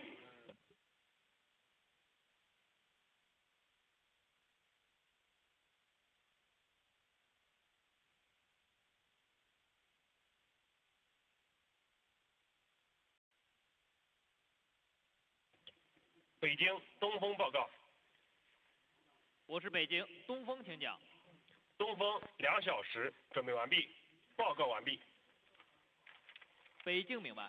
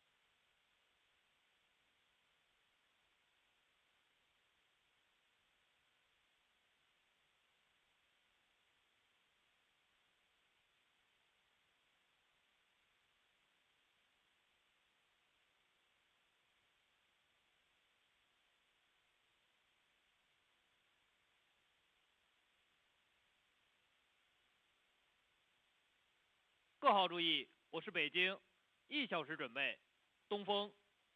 东风明白。华山。华山明白。江阴。This is a series of locations that's being read out right now. It all sounds like everything's in order. 0号。明白。太原。明白。渭南。 Yeah, this is the checking of the communications in between the ground stations. That is going to be keeping tracking and data collections throughout the process. So we know that the rocket is going to fly along this trajectory. You know, underneath those are the stations that can check them from horizon to horizon. So all the way, what we call overpassing your head. So all the process, all the complete process of the launching will be monitored. So because it's human-rated launching campaign, so we need to be very careful in collecting all the data along the track of the launching. Well, let's go to our reporters. We have Sun-Ye, who's at the Jiuquan Satellite Launch Center, and we have Zheng Yibing, who's at the Beijing Aerospace Control Center. Hi, guys, once again. Sun-Ye, so what's happening over there now? Tell us what you're seeing from the angle you're standing at. We can see the launch tower right behind you. Right, hello, Zhao Yang. Hello again from 1.5 kilometers away from the launch pad. I think you can see it too. The tip of the rocket has revealed the launch hour is getting closer. We all heard that 1 hour countdown. We also heard calling out each system and asking them to report their status. Many of them have said normal, and we also, in between that hour, we talked before, we talked to experts with the launch center system, with the spaceship system, with the rocket system, and their updates also have been unanimous. Things have been going according to plan,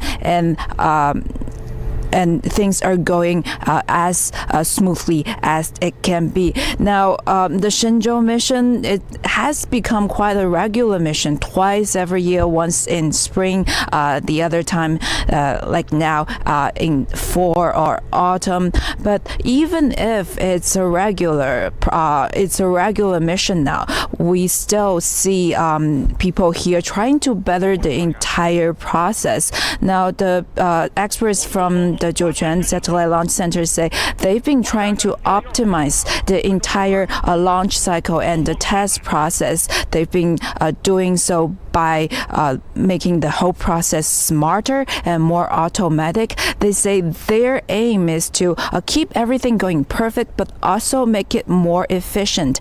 They've told us in the last few days that they have been working to make the launch towers work more, that they had a higher frequency of use, and they're also shortening the recovery time after each launch, and that really makes sense. Earlier, I think you talked about this year marks the 25th year since Shenzhou 1 launched. In 1999, the launch frequency is nowhere it is right now. In fact, the first 100 launches for this launch center was achieved in 41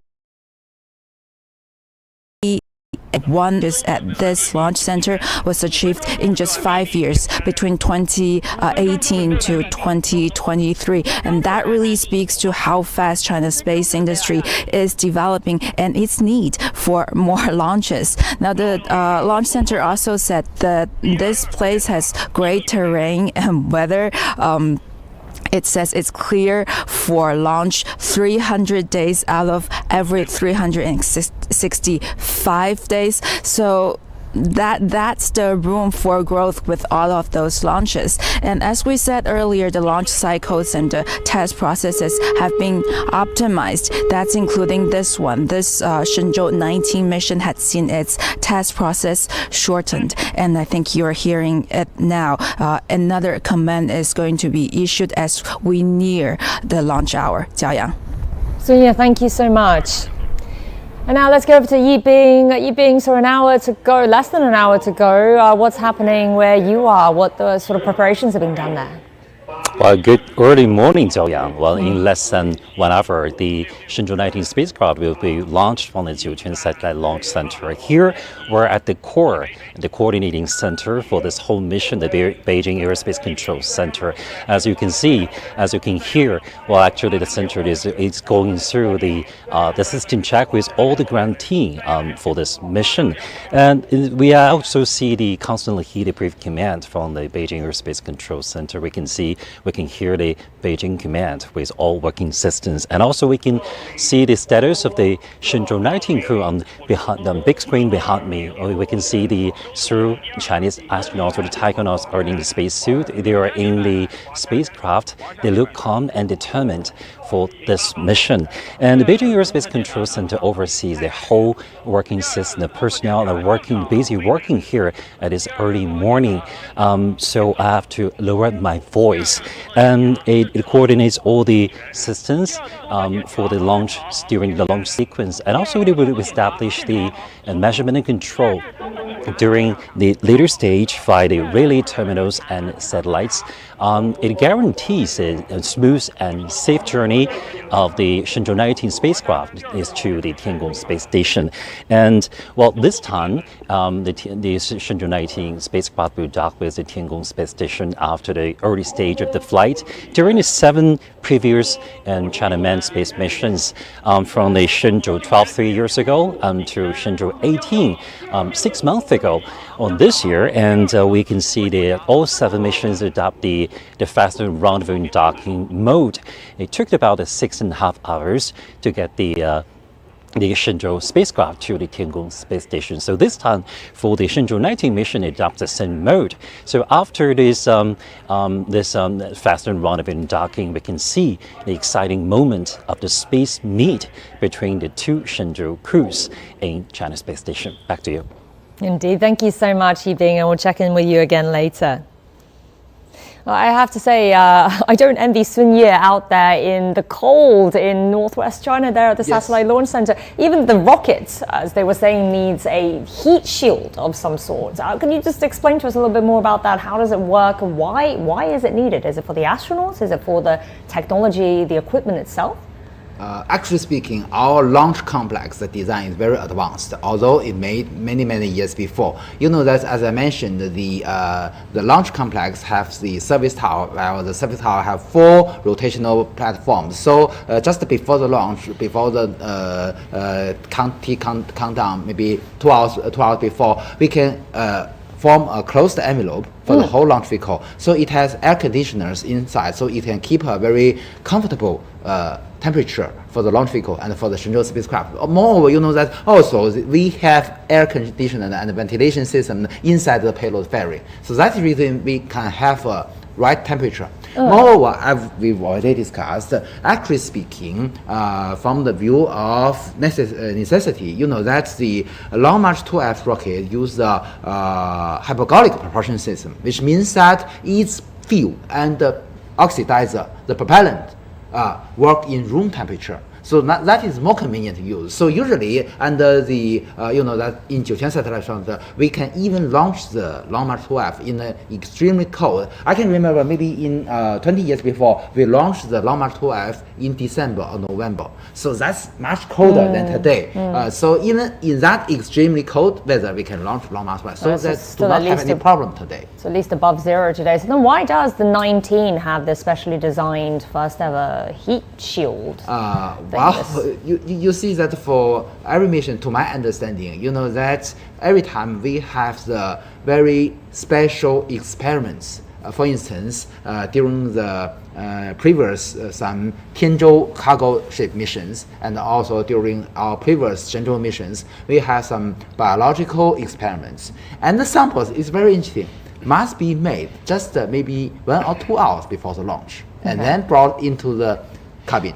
So this is a very good example of the special requirement to the launch vehicle and to the spacecraft itself. And you see temperature inside the spacecraft, is that why? Not only temperature, matters? You know that they are living things, as Yansu already mentioned. So, for instance, some cells to check the certain biological study, they must be made just before the launch, several hours. And today with the refrigerator on board our Tiangong spacecraft and maybe also on our Shenzhou spacecraft, we can have a lower temperature for some samples. So this means that we have more advanced measures to have more complicated experiments. So maybe this is one of the reasons. But of course, for any sample, you may still remember that during the live coverage of CGTN on the return of the on the Chang'e 5 mission, we also have similar measures on the re-entry capsule to keep it warm. Yeah. So exactly.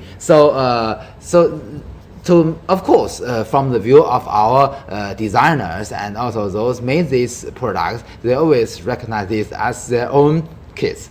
Okay. So this is the reason, I believe, one part of the reason. Almost like just testing out new gear and technology. Even some of the Russian capsules, in outer space, they have their coatings. It's like a warm jacket out in outer space because, the extreme temperature difference between the shadow and the solar side of the vehicles can be radical, can be 200 or 300 degrees different. So heat exchange and also thermal protections are very important, especially for manned missions with biological organs on board. So I think, once you see the rocket on the pad, you see that there's ventilation and power system still going on into the launch vehicle itself. With -2 and -1 hour launching preparations, we can see a sequence of unlocking of the rocket itself. It's fully fueled, but there are some keys that needs to be removed. It's just like an airplane. You have to remove them before you fly them. So those are locks. You have to unlock the rocket before you ignite them. So these are as part of the sequence that we're doing. We can also see some umbilical cords that going into the rocket. What will be connected through those cords? Those are, first is the power, right. and second is the communications. And these are connected to the launch vehicle because the launch vehicle batteries are limited and has to be reserved. We see that the indication of a successful launch is the deployment of the solar array. So later on we're going to see that once the solar array is deployed, we have power on board, and then the launching is a success. So before that, we used the ground support system in communications, in power supplies, even in air conditions for the astronauts. So all of these are going to use the ground until the last minute. We preserve the battery. Preserve the battery, preserve the power on board, so that they can be used in outer space. What Yan-Song has already mentioned, the transfer of the power supply is a very critical milestone for the launch sequence. You know that, as Yan-Song has mentioned, we use both on the launch vehicles and also on the Shenzhou spacecraft, we use the storage batteries, sometimes zinc silver batteries, some lithium batteries to store the electricity.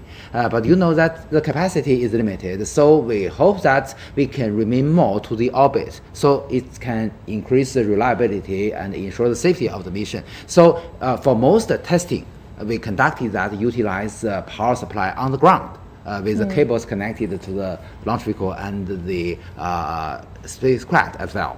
So you can see that at the moment you can still see that the 4 platforms, only the top ones are still closed, and now we are open another one. The very but bottom even one, after all these 4 platforms are opened, still we can see some very small arms connected to the launch vehicle.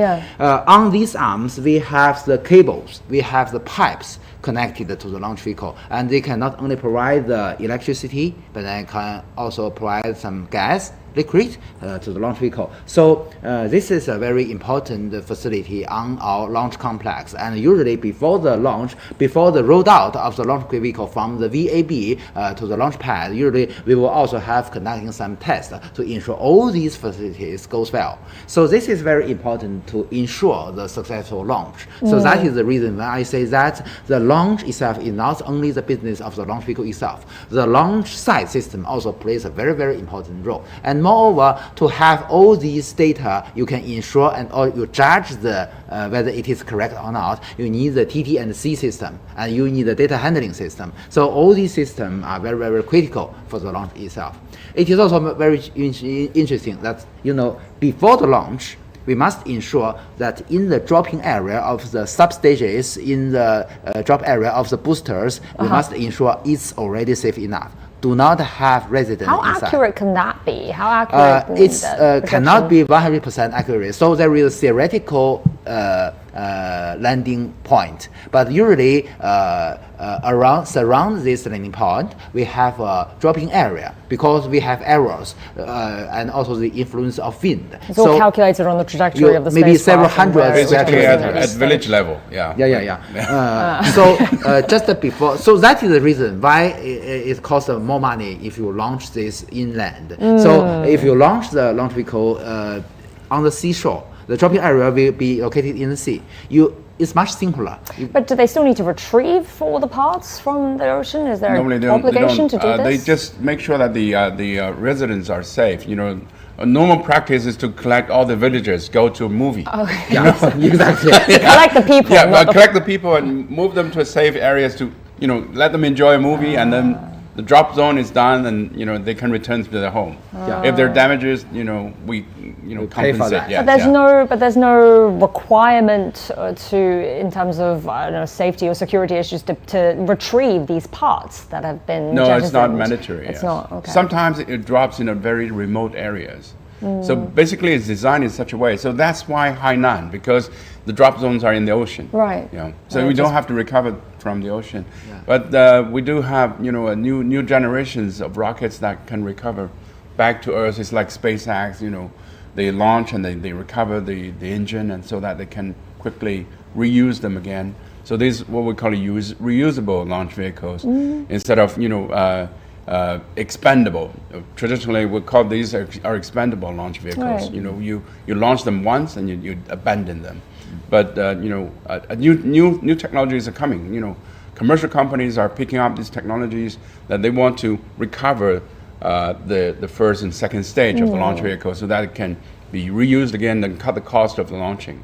Would these reusable parts be more viable financially too? Yeah. I imagine the cost of making something like this would also be pretty big, and the retrieval. Normally, it's calculated by the kilos per orbit. 1 kilo is roughly $10,000 for 1 kilo payloads on board. So let's look at the screen. You can see that, as I mentioned, the platform, the rotational platform on the bottom, or the fourth one, has already opened. We can now see the 4 boosters.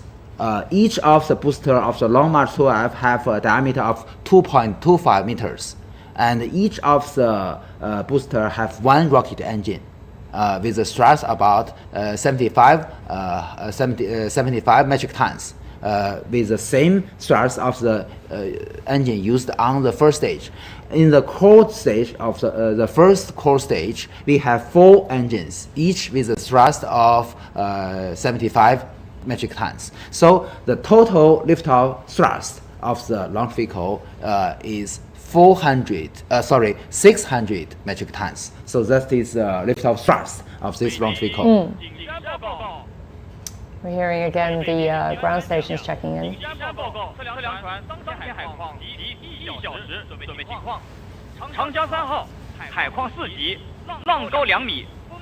Seems to be a report of the conditions on the oceans. Yes, it's the ocean-going boat that for TT&C purpose. What the voice mentioned, the Changjiang 3号 is the name of the Yuanwang 3 space tracking ship. So it's now in the Pacific Ocean, and based on the report, there do have some tide, about 2 meters high. So that's the tide also influence the stability of the ship. So it will influence the tracking functions of the antennas. So this is also very critical. So that is the reason why we need to have this kind of report.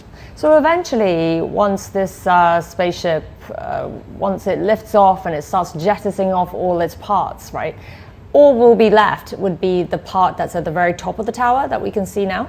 Like all the rest will just be... Not even the top of the tower, because the top of the tower is going to be escape tower, and the escape tower is going to be abandoned again. So it's going to be... first is the drop of the strap-on boosters or side boosters, and then the escape tower. Escape tower. And then the strap-on boosters, and then the fairing, and then the first stage and the second stage. And eventually just... the service module and the capsule. The orbital module. Okay, sorry. T minus 40 minutes and counting. So in different stages, we have different checking sequences. So what happens at 40 minutes? Well, T minus 40 T minus minutes. 40 minutes, I believe that many critical trainings of the Shenzhou spacecraft and the launch vehicle has already been successfully conducted. And you can see at this moment, we are continuing. I believe that's another rotational platform is now opening. So we can see more and more of the fuselage of the Long March 12. The Long March 12, as I mentioned, is only one human-rated launch vehicle in China. It can meet the requirement of the high requirement to the reliability and safety to carry astronauts to outer space. And this rocket is derived from the Long March 2E. Long March 2E is the first launch vehicle in China that use strap-on boosters, the side boosters. So this is actually speaking, this is also concerned with commercial space mode. You know that in the late 1980s and in the early 1990s, China hopes to enter the international launch market, launch service market. But at that moment, we do not have a powerful enough launch vehicle. So it is very interesting that at that moment, still, we do not have the technology of the side boosters. And we just deliver the design, the proposal to our customers in US. And then they agreed. And then we get the chance to design and make this Long March 2F and conducted some flight test, and then to utilize this in the commercial market. So this is the story. Although it is conducted by a state-owned company, but it is completely commercial activity. So that's very interesting. Well, let's hear from the researcher of this spaceship system, and our reporter Chen Yiling spoke to him.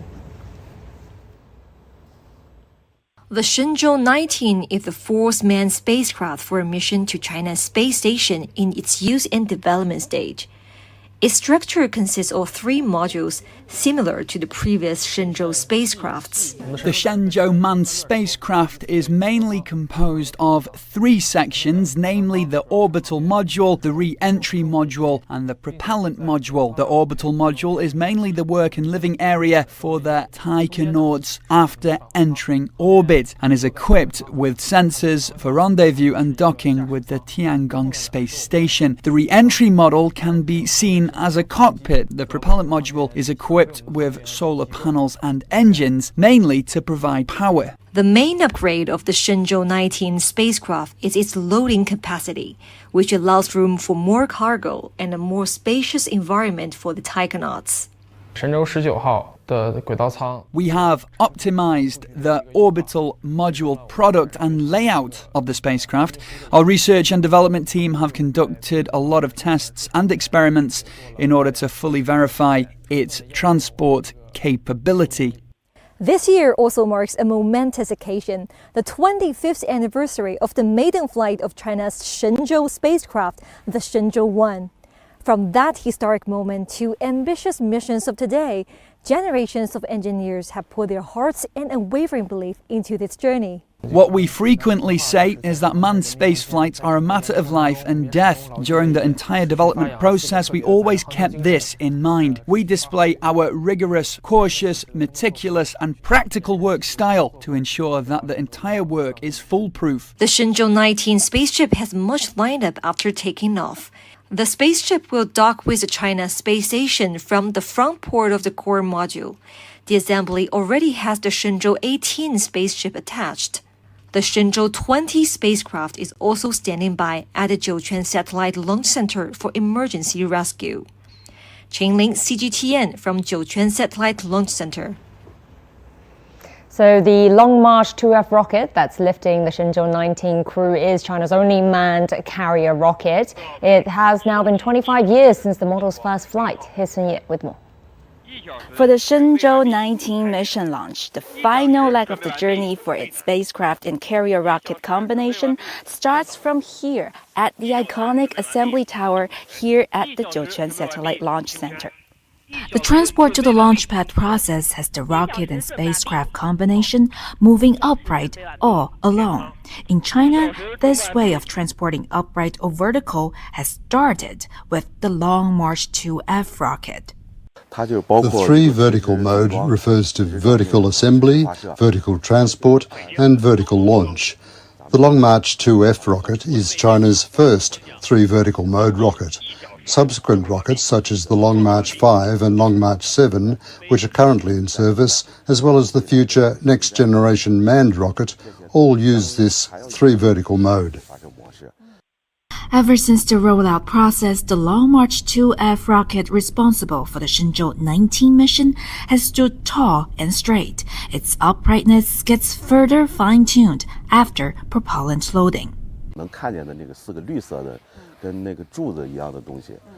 You can see four green column-like support arms.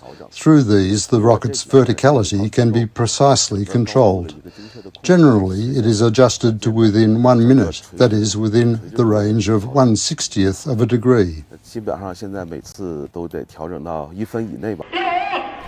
25 years ago, in 1999, it was a Long March 2F rocket that sent China's first experimental spaceship, the Shenzhou 1, into space. That was the rocket's first flight. As China's only manned carrier rocket in use at the moment, it has an all-success track record, and is still improving. 孙烨 CGTN 酒泉甘肃 Province. So earlier when I was speaking to Wu Lei, he mentioned, after having reported on so many launches and returns, that this is one of the earliest launches for a manned space mission that he's aware of. Normally, I guess they're in the evenings. So what do you think the considerations are for this particular timing at 4:30 in the morning? There is no other choices. As already mentioned many times, that the basic requirement for a chasing vehicle like our Shenzhou spacecraft to rendezvous and dock with our Tiangong space station, the most essential requirement is that it must in the same orbital plane with the Tiangong space station. So that it is located now in the Jiuquan Satellite Launch Center. So the only chance for the launch is that the Jiuquan Satellite Launch Center rotate along with the Earth, and when it passing through the orbital plane of our Tiangong station. So only at this moment we can conduct the launch. So every day is different. So for today, it's early in the morning. So that is the reason, the most important reason. So there is a launch window almost every day. Theoretically speaking, there are launch window every day, but that's based on the case that you don't care how much time you need from the launch to the rendezvous with the Tiangong space station. But as we've already discussed, today we adopted a fast rendezvous and docking. To entering the same orbit plane is one matter, but how the distance is this in the same orbit is another matter. So for the fast rendezvous and docking, theoretically speaking, it do not have chance every day. So for this kind of 6-hour or even shorter fast rendezvous and docking, it is a more strict requirement to the relative position between the chasing vehicle and the target vehicle. So for this kind of requirement, usually it do not have the launch window every day. And also, usually to make more of these chances, we need active orbit maneuver of our Tiangong space station to change its what we call the phase, or with the change of its altitude, we can change the period of the whole orbit, and then with this, we can change the chance to have a fast rendezvous and docking. So put it simply, if you want to have a quick and efficient launch and quick rendezvous, now is the time. But you can choose other times, but it consumes more gas, more power, more fuel, and takes longer time, and increase the safety risks, and also increase the cost and many designs and trajectories. So trajectory speaking, Professor Yang mentioned about the inclinations, the plane, the orbital plane, which is the angle that the space station is traveling in relative to the equator of the Earth. So that has to happen at this moment, because it happens today at this moment at 4:27 that these two vehicles are going to be traveling at the same plane, and then you can have a quick rendezvous and docking without too much maneuvers in orbit, which also can cause issues. So essentially, they picked this time for being the most efficient and the because fastest. you know that for every Shenzhou spacecraft, we only have limited propellants installed. Right. So that is the reason we hope that we can save more propellants during the chasing phase. So with this measure, we can save the propellant. Okay. I think we're about to hit the countdown. Okay, T minus 30 minutes and counting. So this is we are more closer to the launch. So Shenzhou 19 will be launching in 30 minutes time, and looking at that full view of the launch tower there, and we've got just one more rotating platform left. Is it one or two? I can't really tell now from this angle. I think there are two. Two more left. Now we can see still there are two rotational platforms closed. The two in the middle that's still two in the middle. waiting to open.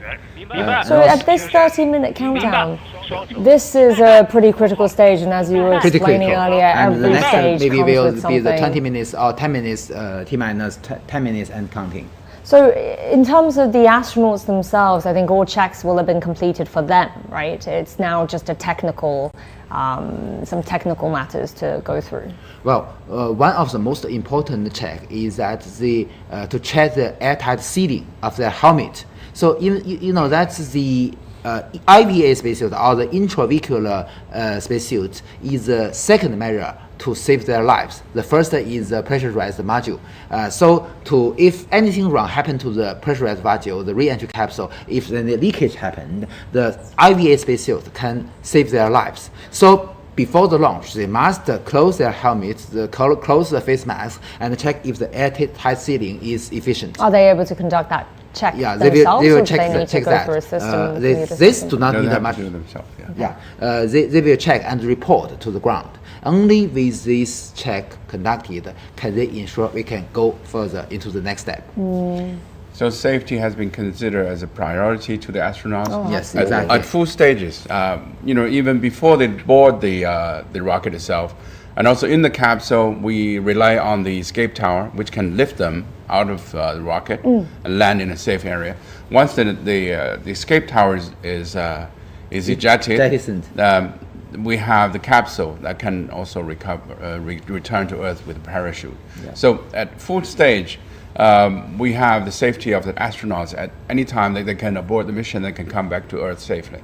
So we had experiences before with the Soyuz rocket that they have already traveled about 100 kilometers above the Earth, and they had an issue with the rocket, so they had to return with the capsule itself. So they made it, but it was a rough ride. Midway through the launch, yes, midway through the ride. It's returned. It's about less than 10 minutes of the launch. That's what I mentioned, the MS-10 mission, Soyuz MS-10 mission. And this would be something that would be programmed into as a sort of a backup plan already in the launch plan. Look, this is another rotational platform has already been opened. We can see more parts of the fuselage of the core stage. Now even we can see the China national flags on the payload fairing. Sorry, so just remind us again, what are the dimensions of the capsule that these astronauts are sitting in? Well, that's what we see just now is the payload fairing. The diameter of the payload fairing is 3.8 meters, the diameter. 3.8 meters. And for the capsule, the diameter is about 3.35 meters. And also... that's you're talking about the diameter from the outside, right? But for them, it is the biggest one. But for the re-entry capsule, the size of the re-entry capsule, the biggest diameter is only about maybe 2.3 or 2.4 meters. So that's much smaller. So the advantage of use 3-module design with orbital module, the re-entry capsule, and the propulsion module is that the advantage you can build a very, very small re-entry capsule. So it's much easier. But you know that today the trend has already been changed. For the new generations, like our Mengzhou spacecraft, the diameter is much bigger. So it makes it possible that with a bigger diameter, the inner volume is already big enough. We do not need any orbital module. So comparing with 3-module design, with the new generation, we can adopt the 2-module design. And with the 2-module design, you know that almost all the new generation spaceship of all other space capable nations adopted this 2-module design because it has a bigger diameter, although it brings some challenge for the re-entry, but also have some advantage because with a bigger diameter you can also have a wider and more convenient inner volume, and also you can have more instruments recovered. So it is useful for the saving the money in retrieving the re-entry capsule. The 3 meters in diameter is sort of the space between us right now sitting around here, but it looks very small. Much more snug, exactly, because they have so much equipment in there as well, right? It's completely crammed. I didn't see the astronauts go in with any luggage, shall we say? It's already there. It's already there. In the orbital module. You can see that there are shelves everywhere, and the cargoes just put well and fixed well in the shelves. Yeah. So today, you know that it is very interesting. The role of the orbital module has already a little bit changed. You know that during the years before, they do have the function that it is a habitable area for the astronaut, because you know, as I mentioned, the re-entry capsule is too small, too narrow. It is not very comfortable to stay there for days because so in the old missions we conducted several days of mission. For instance, for the Shenzhou 6 mission, the 2 astronauts, Fei Jinlong and Ye Haisheng, stayed in outer space for 5 days in this very narrow space. But today, you know that we've already adopted the faster rendezvous docking. Only we need about 6 hours. So today, the role of the orbital module has already changed. So we hope that we can have more, because it doesn't matter to stay in such a narrow space, because only a very short period, only 6 hours. Has it ever been used as an airlock? No, we only use it as an airlock during the Shenzhou 7 mission. Yeah. But today we do not, because you know that in Shenzhou 7 mission we do not have other choices. Because you have to go out to outer space for EVA, then you have to have an airlock. Yeah. So people can depressurize and then go out and come back. And they so use that as an airlock in the previous missions. Yes. But today, you know that with the faster rendezvous and docking, it's okay for the astronaut to stay in a so narrow place for this short period. So we can have more chance to install more cargoes inside the orbital module. We've already seen that. Yeah. They have modified the module. The expert mentioned that the 19 mission, they have enlarged the volume so that it can put more cargoes, maybe more apples in board. This is very meaningful for the biological experiments. Some living things. You can put that together with the astronauts inside. Like the fruit flies. Yeah, so Mr. Xu, you were saying earlier that there will be another supply cargo ship going up there next month. Yeah, 2 weeks, right? It's roughly mid-November. Mid-November. They're planning to. And would that be the only supply ship then for the Shenzhou 19, or would be expecting another one a bit later? The Tiangong 8 cargo spacecraft will both support the Shenzhou 19 crew and the Shenzhou 20 crew, because you know that the interval we launch a Shenzhou spaceship is 6 months, but for the launch of the Tiangong cargo spacecraft, the interval is 8 months. It's different. So for Tiangong spacecraft, it will support 2 crews. Okay, so the one going up next will be for this crew and the next. Shenzhou 20. Okay. But they have plenty of things to unpack, because they have already got the service module, the orbital module fully packed with the bags, and so in the coming 2 weeks they're going to use that time to do a handover job with the Shenzhou 18, and also do a lot of unpacking and packing for the Shenzhou 18 to come back. So they have to do put the experiments results and everything into the capsule of the Shenzhou 18 return capsule, and then wait for the cargoes to come. So it's a time sequence that allow them to work in this period of time with carefully planned schedule. It doesn't sound like they have much downtime at all. It's get there and it's out to work straight away, isn't it? Now look at the screen. At this moment, all the rotational platform has already been opened. So we can see the whole fuselage of the launch vehicle itself. You can see the slim body. But still, I should emphasize, at this right moment, they still have some arms connected to the launch vehicle, usually in yellow color. You can see that. And also on these arms, there are cables and pipes connected to the launch vehicle. Still, at this moment, T-minus maybe 20 or 30 minutes counting, still we use the power supply, the electricity from the ground. So to stay, as Yansong has mentioned, to save the storage battery on board our Shenzhou spacecraft and our launch vehicle.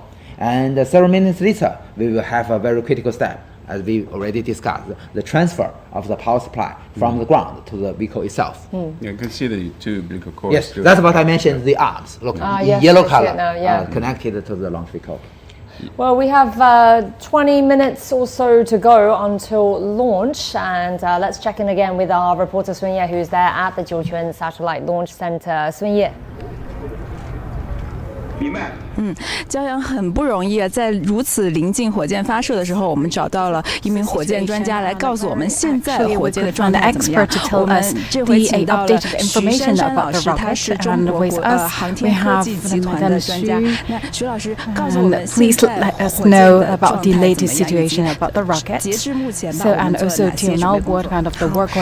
给大家报告一下。So let me report to you right now that everything goes well and the rocket actually is functioning well. Right now we've finished ODA preparation work for the control system, and also the telemetry work actually is all in the program. So as we know, for the Long March 2F actually is famous for its safety and reliability, and also is improving itself. So this time, what kind of the modification we have? So for this time, compared to the Y18, so we have improved 23 items, and we talk about the structural system and also the techniques, and also for the sealing and also the tetanus, and also actually we improved the process of launch. Previously it needed 37 days, right now it's shortened to 30 days. Although it's a save that 7 days a week time, but for the whole system it's improve our efficiency, but also we could tell that for the old system of the rocket, actually we showcase our confidence and our understanding about the whole system. And also we are very glad and also very excited just within 20 minutes we will see Long March 2F Y19 will send Shenzhou 19 to the space.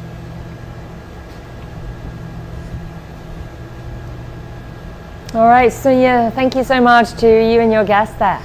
We'll check in with you again later. So lots of improvements made to every new edition of the rocket. Mr. Xu, what would you say are, do you think, some of the most impressive improvements made this round? Well, I think the engineer has mentioned not only the launch vehicle itself has been improved with 20 plus items, but also 23, right? Yeah, but also the Shenzhou itself, which is the launch vehicle and the capsule are manufactured by different academies. The launch vehicle is manufactured by the Chinese Academy of Launch Vehicle Technology. The capsule is manufactured by Chinese Academy of Space Technology. So all of them are working together to improve the efficiency, the reliability of the launch vehicle. We know there are changes. If you put a change to, for example, software, there will be a 7% chance that you will have another hiccup with the complete system. 7% chance. Yeah, that's very exact. Yeah. So if you put a change into the system, you have to consider all aspects, and this has been experienced by the Europeans Ariane 5, because Ariane 5 is using the Ariane 4 launch vehicle softwares, but the software was modified in such a way that lots of unfitted software functions were remained in the Ariane 5 launch vehicle. So that had a catastrophic failure for the first launch. So when you make changes, you have to be very careful that this affects the other sides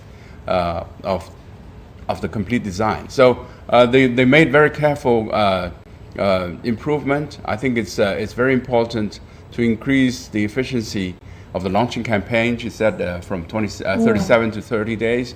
That means a lot of manpower saved, and lots of travels, and a lot of logistics, and lots of technical support has been saved. So I think that is a great improvement.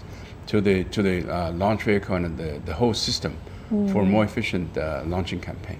Actually, Professor Yang, there's something I wanted to ask you earlier when we were talking about the IAC. So the theme this year was responsible space activities for sustainable development, right? So how does China's rocket and the Tiangong space station, how does that all fit into this?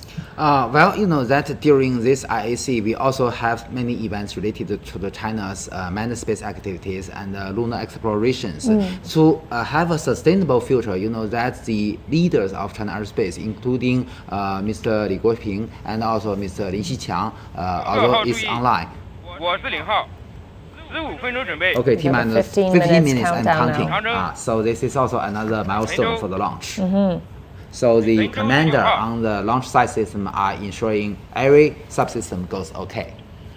Go for launch. 15 minutes to go until the Shenzhou 19 launches. Okay, so everything needs to be checked. Okay. So just during the IAC, that the leaders from China Aerospace expressed that China always recognize that sustainability is a very important consideration of all space activities, including, you know, that the debris reduction. You know that for all China's launch vehicles, including this one, and also other launch vehicles, after we come into orbit and send our payload into orbit, we will release the remaining propellants into outer space and also discharge the battery to reduce it to the greatest extent the possibility of explosion. So this is a very reasonable measure to ensure that we reduce the passivation. Exactly. Yeah. And also, you know that to keep the sustainability, you know that we also have already begun to coordinate with other countries, although it may be a little bit earlier, but the possible collision is this lunar space. You know that there are more, as Yan Song had mentioned. Today, the moon becomes another hot point of the space activities of human beings. So there are more landers, orbiters to the moon. Just during IAC, I met some private companies, including the Intuitive Machines from the United States. They provide the lunar landers commercially, and you know, and also other. I can see in the exhibition area, I can see a lot of moon landers, either those from the universities or from the private firms or from the national teams. So today is the right moment for us to coordinate our human space activities in the cislunar space, either in orbit or on the lunar surface. So because you know that we've already found water on the lunar surface, and also potentially in the future we can utilize the helium-3 to solve the energy problem of human beings. So it is very hopeful today we have the more and more chance to adopt the commercial style, a commercial manner in our space activities to provide all kinds of services to deliver goods to the lunar surface, or provide the communications or other services. So today, the lunar exploration is not only the business of national teams, but also more and more private firms engaged. And Mr. Xu, how important do you think that is to have the private sector get engaged in this? I mean, what's the advantages that commercial space exploration has? Commercial sectors can provide two aspects. One is financial support to the space program. Another is technical validations to the existing technologies, or maybe new technologies, demonstrations. But they also have a risk because Professor Yang mentioned about the space debris issue.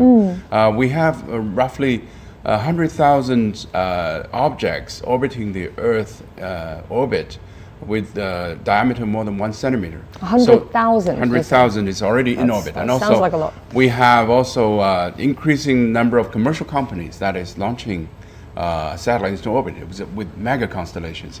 All three astronauts you can see on board, they have also the risk of colliding with the space debris. Yeah. So one of the launching campaign has to do is to calculate the orbit, because they have modelized all the space debris, and they have to calculate very carefully the opening of the space debris so that the astronauts can travel to the station safely.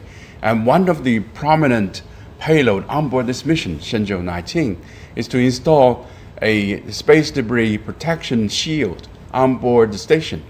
This is going to involve EVA activities. Later on, we're going to see that installation. So that shield can protect in the degree of the bullet speed space debris hitting the station, damaging the station, leaking the station, or hurting the astronauts. So this is one areas that we have to be very careful. As you mentioned about the sustainability of IAC. What would that look like? What would that spaceship look like exactly? I think it's like a bulletproof panels outside of the fuselage. Sort of hovering outside, One or moment. with the One space moment. in between. The final ignition time has formally released. Yes, we've got 10 minutes to go.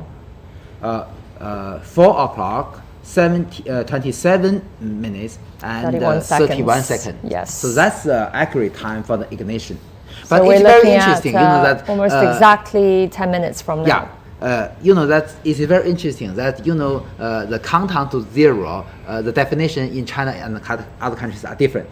In China, the zero moment means the ignition time, but in other countries, for instance, in US, the zero means the liftoff time, the liftoff moment. So it's different for several second interval. So you can always hear the voice during the launch of China when ignition in zero, and the ground team will report the real liftoff time. So what we're seeing now, the 4:27:31, that's the ignition time. So that's accurate. So the launch will be a few more seconds or so following So you that. won't see fire, after zero, for 1 or 2 seconds, and then there's a fire.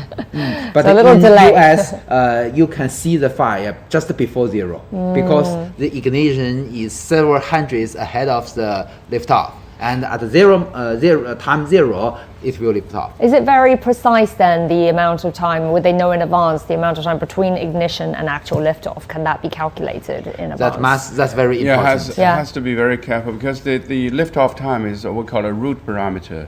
That can calculate. It can be used for a root reference for calculation of the orbit. So once liftoff, there is going to be announcement, the exact timing up to the milliseconds. What time the liftoff? Exactly. So then after we see the ignition, which was announced there, how many more seconds after that will we then see the rocket actually lift off? Yeah. Just 2 seconds. Okay. So it's not a big delay. The ground team will report the real liftoff time, the real liftoff moment, accurate to milliseconds. Yeah, after the liftoff, there's a first announcement. You can hear from there's a parameters. It's going to be announced by the control.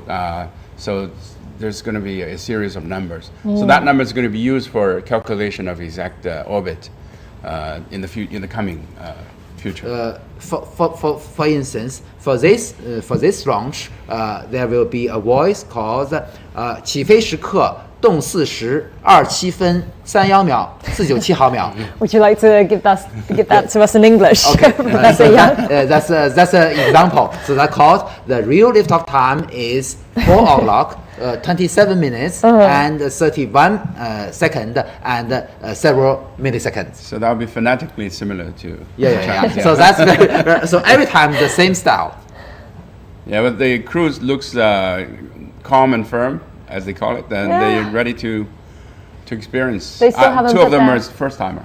Yeah, they still haven't put their visor, the helmet on properly, have they? So you can see Miss Wang Haoze sit nearest to the camera.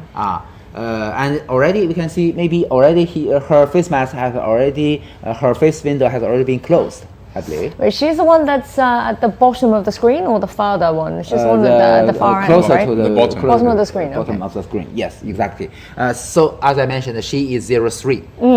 Usually the flight engineer and all the payload experts sit in this position. And 02, as I mentioned, is Mr.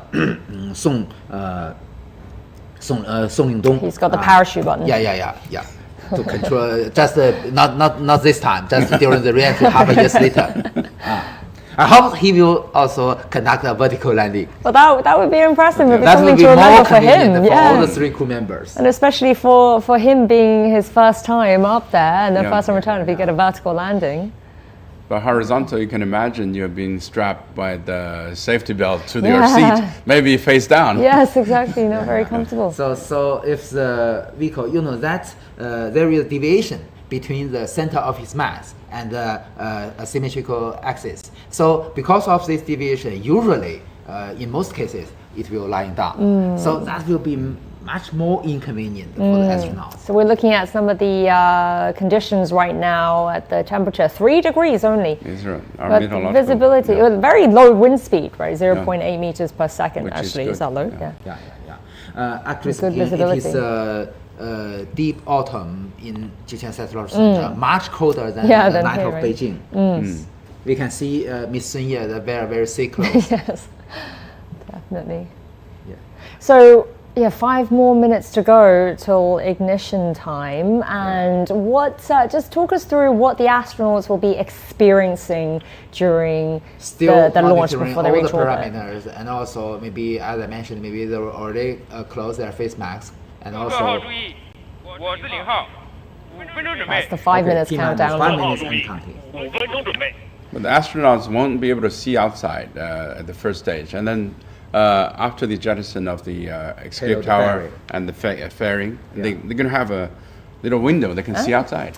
Yeah, see the horizon. The what we call the launch azimuth or the flight direction of this Long March 2F is going to the east and then a little bit to the south. So maybe at the separation of the second stage and the Shenzhou spacecraft, maybe they can already see the sunshine, maybe.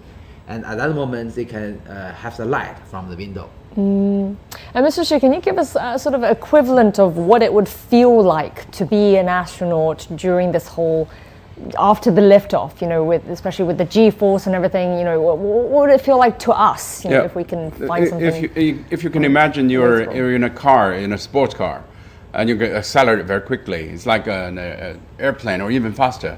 Then you go vertically, but you're going vertically up with the acceleration, and then that would happen in the first, let's say, 10 minutes.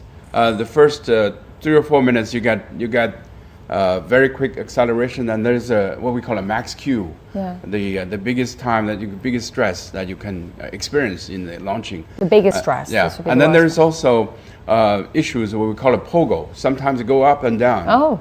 And vibration. Then, vibration. It's a vertical vibration we call pogo. And then after like 10 minutes, and then there's a seize of the engine, and then you feel microgravity. You don't feel anything. It's like floating in space. So that's the whole process of launching. I think usually the thrust of the engines is a constant value. But Okay, 3 minutes. T-minus 3 minutes and counting. But you know that the propellants become less and less. So the acceleration becomes more and more. You can feel more and more G-forces. So that is very normal. So usually the max G-forces happen during the separation of the stage.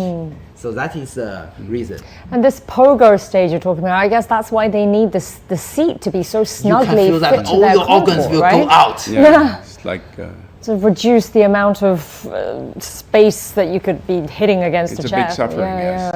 You know that Mr. Yang Liwei feels extremely uncomfortable because you know that the G-forces combines with the vibration together. This can never be simulated on the ground simultaneously.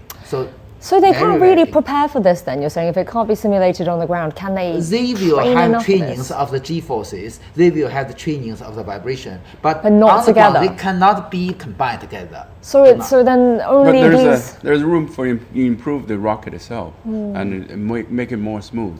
So really, only astronauts who've made the successful mission to space and back they're the only people who've actually can experience this movement, I suppose, of the launch. You can't replicate it here on Earth so far. It's out of the Earth. Okay, please notice it's already less than 2 minutes for the liftoff. And next, as I emphasized, some of the arm connected to the launch vehicle will be unplugged. So all those umbilical cords, essentially.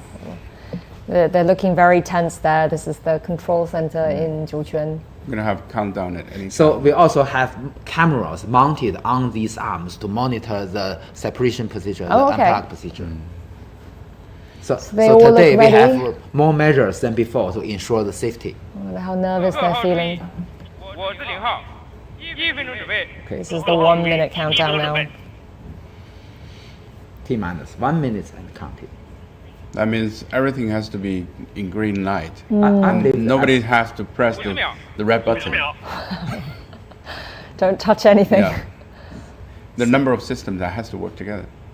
But they're so practiced at this now. You know, they're so experienced with this whole Look, process. all the 40 arms seconds. untouched.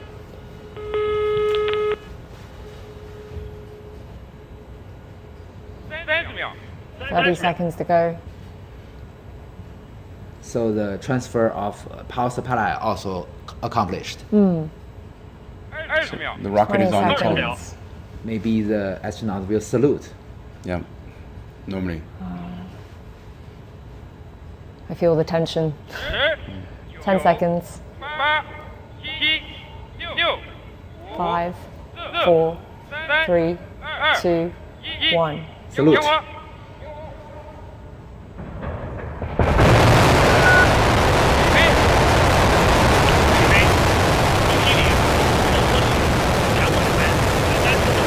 The report of the real top time.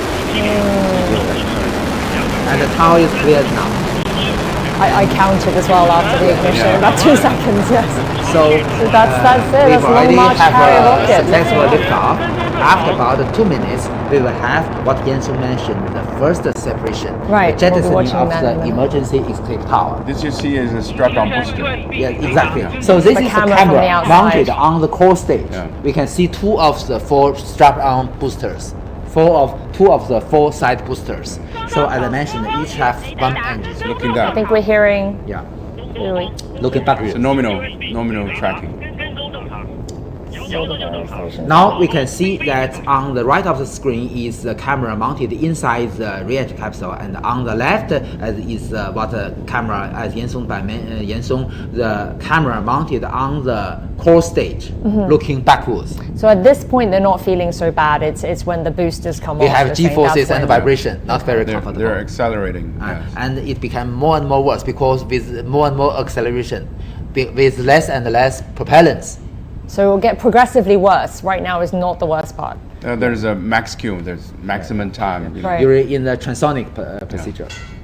So any minute now, I think we'll see the propellants come The off, speed right, is the not boosters. still. It is very interesting that maybe at this, maybe next ceremonies in Beijing, maybe on the top of this building, you can see the trajectory because it's very bright. And We it's should close get to Beijing. outside. You can see the trajectory of the second stage. Now you can pay attention to the escape tower. It's going to be ejected anytime. Exactly. Yeah. At about 2 It's gonna be minutes. a small fire on top of the rocket. Right, looking at the very point of the rocket. Oh, there it is. It just Great. went. Jettison. Yeah. But still, we have rocket engines on the payload fairing. If anything wrong happens, we can still use the engines to separate the rocket. The image on the right there that we saw was a simulation, was it? Or, Yeah. And now this is a real optical. Yeah. Well, on the left of the screen is the infrared video images. Yeah. Next stage is the separation of the strap-on booster. You're going to see 4 Yeah. 4 strap-ons are going to be 4 separated at the live same time. spots.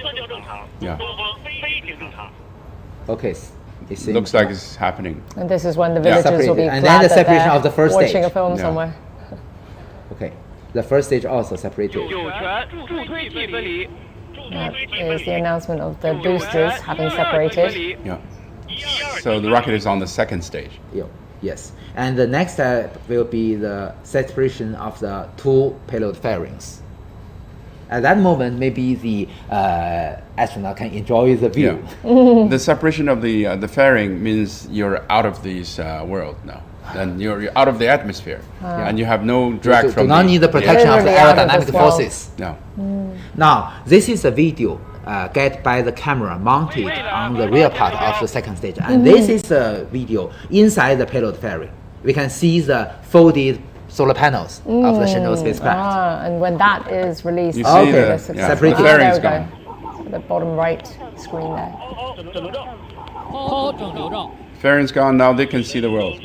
But obviously, at this moment, the Shenzhou spacecraft is still in the shadow area of the Earth, so the There's astronaut cannot not see much the light view. of the sun. Yeah. But they can already view the beautiful Earth now. They're checking their It should be manual above again. Shandong at this moment. Not yet. Maybe 7 minutes later. Yeah. The separation point of the launch vehicle, the second stage, and the Shenzhou spacecraft will be to the east of the eastern coast of China Sea, maybe in the Yellow Sea area. So it's all very precise where it's going at what time. You can predict. Everything is designed. Yeah. So the USB reader works normally, and so also tracking. Nominal tracking, nominal functioning. So everything goes well now. Yeah, and the astronauts are looking pretty comfortable in there, flipping through their manuals. Now you can see that on the second stage we have one main engine and several vernier engines. The main engine has a thrust more than 80 tons. And the vernier engine to change the stability and also direction of the second stage. And the next step will be the shutdown of the main engine. But the full vernier engine is still working for several seconds to ensure the accuracy of the trajectory. Now you can see that's the second stage, because it is at night, it's very bright. Yeah. This is a camera mounted on the end of the second stage, looking backwards. So far with the Shenzhou missions, have we ever had a daytime launch? I with think manned missions? we do. Manned missions? Yes, we do. The second stage works much longer than the first stage, although it has a shorter length, has less propellants, but because it only has one main engine, about 80 tons level, so it works much longer. Okay, Qingdao ground station has already have the data link connected to the launch vehicle. But this moment is still to the west. Yes, we're on west, track. Yeah. And then it will fly across the Qingdao. And still have connections with Weinan Station in Shanxi province. That's my hometown. Yeah. Getting a good view there. So you can visit the ground station. So gas is above Hebei at this moment. Maybe in Shandong. Yeah. So after Shenzhou, it's going to be entering the Pacific, and then the boat will take over. Our space tracking ship, our Yuanwang 3 space tracking ship. So we can really draw out the map of exactly where this You rocket can see is the bright passing by flame now. of the vernier engine, and also in the middle is the main engine, very bright.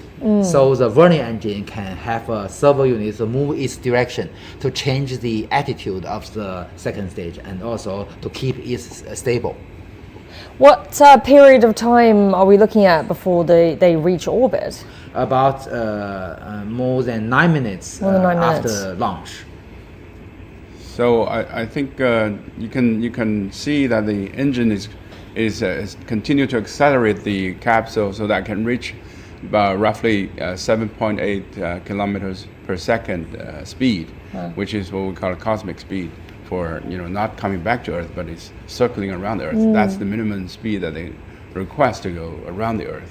And also they're accelerating to the altitude of, which is a little less than 400 kilometers above the Earth, which is the station altitude.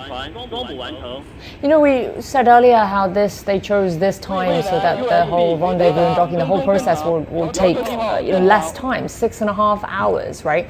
Then what's the longest that China's manned space missions have taken then for this process? For the Shenzhou, for the Tiangong 1 and the Tiangong 2 missions, usually they took 2 days. 2 days. Okay, That's the main big engine difference. of the second stage has shut down, which means that the main acceleration procedure is already been accomplished, and the astronaut now the G-forces is much less than before, much more comfortable than before.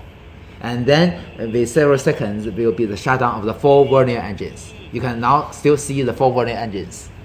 Let's check in now with Zheng Yibing, who's at the Beijing Aerospace Control Center. Yibing, so everybody must be tracking the progress of the rocket there. What's the latest? Shenzhou 19 spacecraft has been launched from the Jiuquan Satellite Launch Center, and we saw the exciting moment of the ignition and liftoff of the flight combination of Long March 2F carrier rocket and Shenzhou 19 manned spacecraft. And this is the 14th manned space flight mission of China.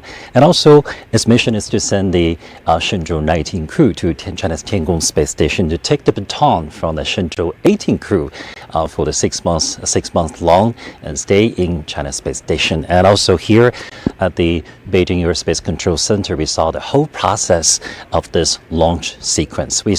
From the see-off ceremony from the Wentiangge Pavilion to the system check at the Beijing Aerospace Control Center, and from the counting down at the Zhuquan Satellite Launch Center to the separation of the boosters and the first and second stages.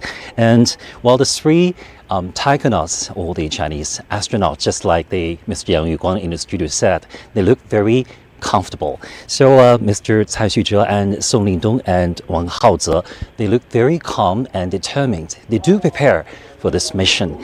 And while this mission, or the flight mission of the Shenzhou 19 crew, takes a fast rendezvous and docking mode, just like the previous 7 mission from the Shenzhou 12 and 3 years ago to the Shenzhou 18 just 6 months ago.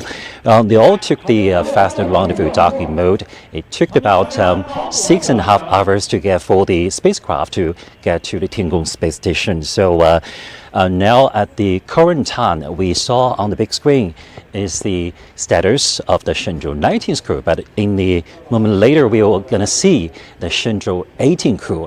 They're waiting in the Chinese space station and waiting for the coming of the newcomers to the station. And during the recent days, they have made a very full preparation to welcome the newcomers. And we're going to see the meet and fantastic meet, space meet of the 2 Shenzhou crews in China's Tiangong space station. Although this is a routine launch mission after China's space station entered its application and development stage, we all see the details, and we also see that is very exciting moment. Just like the crews of the Shenzhou always said in the China space station together, China's space is always worth looking forward to. Back to you. Yibing, thank you so much for being at the Beijing Aerospace Control Center. Just during Yibing's description, we've already seen the successful separation between the end stage and the Shenzhou spacecraft. And now you may notice that the Shenzhou spacecraft is already in the sunshine area. You can see the beautiful curvature of the horizon of the Earth. Very beautiful. This is the camera outside the capsule. Yeah. And so soon we'll be expecting the solar panels to open up. Yeah, right? unfolded, will be extended within several minutes. That marks the success. Yeah. Although we don't usually hear the announcement from the control center of the official, with the commander of the launch site system. Now you can see the camera on the propulsion module, which can monitor the unfolding procedure of the launch solar panels. We just heard some various reports there. And also, as I emphasized, you can see the beautiful curvature of the Earth's horizon. Okay, unfolded.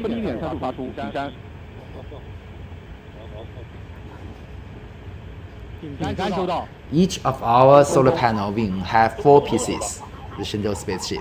How many solar panel wings does this have? Two wings. Each have 4 pieces. And then we can see the Shenzhou 18 crew in there eagerly awaiting.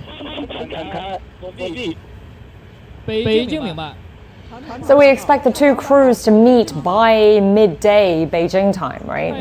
Exactly. Meet for lunch. The 5th lunch dates. The 5th rendezvous of different crew in orbit. Yes, the capsule itself has to find the sun so that the solar panel can be driven by a system called SADA to face the sun to generate maximum power to provide the capsule with electricity. It finds that automatically? Yeah, it has a sensor. And the orbit maneuver to chasing the Tiangong space station will all be done automatically. We're hearing that they're saying the panels are rotating normally. The ground staff report, as Yan Song has mentioned, the SADA working normally. Tianlu is the name of the Tianlian data relay satellite. We're talking about the tracking there. Yeah. Now you can see it's already in the daytime. You can see the Earth is so bright. Oh, I was wondering what that was actually. I wasn't sure. It's already above the Pacific Ocean. They find the sun. Sunflowers. So it's another day for them. That's the Shenzhou 19 crew speaking to the command center. Oh wait, the other way around. The voice of Mr. Cai Xuzhe. report on the health conditions.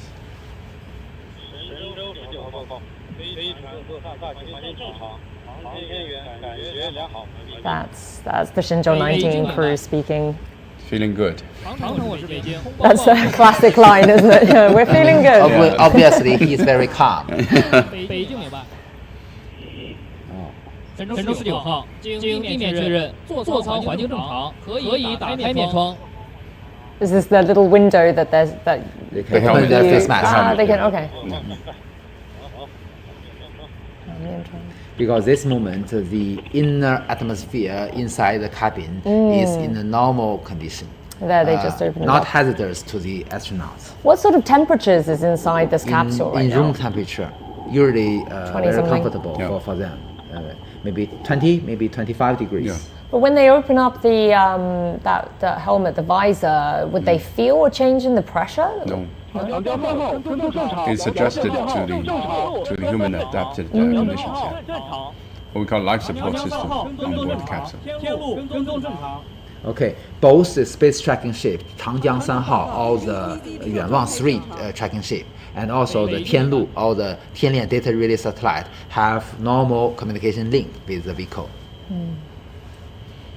So we have redundancy measures, both from the sky and from the sea. So this view we're looking at right now on the screen, so this is a camera mounted on the Shenzhou spaceship. And that outside bright orb is the bright one on the top right is the Earth. That's with cloud.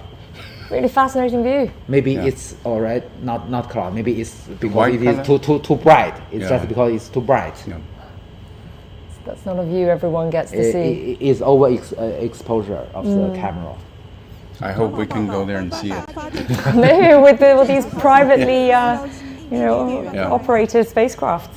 You will be the 5th batch of astronauts.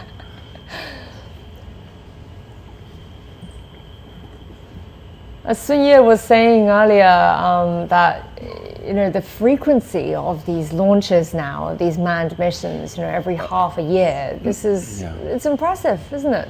Yes, to maintain the permanent presence of human beings on board the station, you have to do that in rotation every half a year. Astronauts do have longer times. They stay in the station. One of the longest one, American, spent almost 2 years in the station. But when he came back, he said, I went to a foot massage. And the foot massager said, I've never tried a foot so tender. Wow. Now is a video. Oh, this is a 3D animation. So you can see, although it is a 3D animation, but it is real data driven.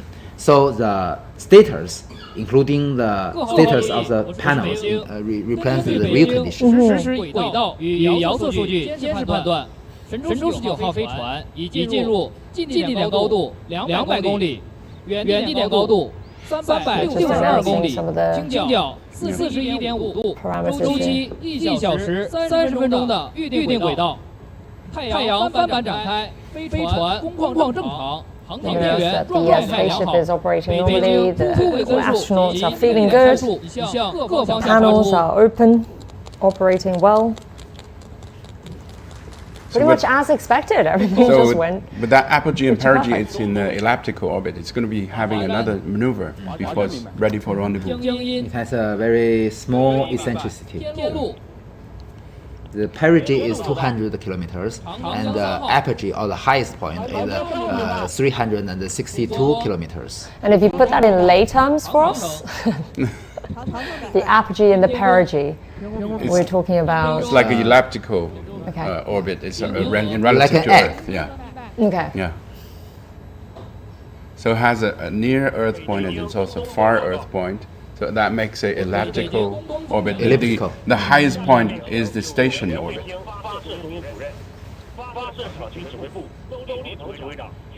So the commander will announce the success, and we will see the big red screen. Yes, we'll be hearing it very soon. Like my tie. Officials, comrades.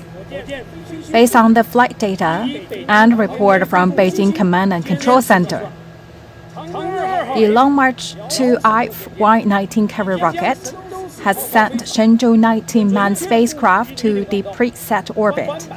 The solar panel has been unfolded successfully and is functioning well. I now declare the launch of Shenzhou 19 mission a complete success. Thank you.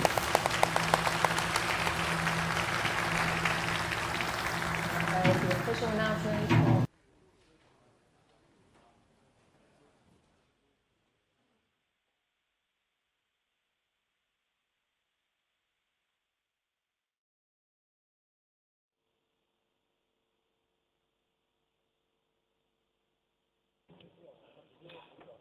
北京东风报告。我是北京东风，请讲。发射结果宣布完毕。北京明白。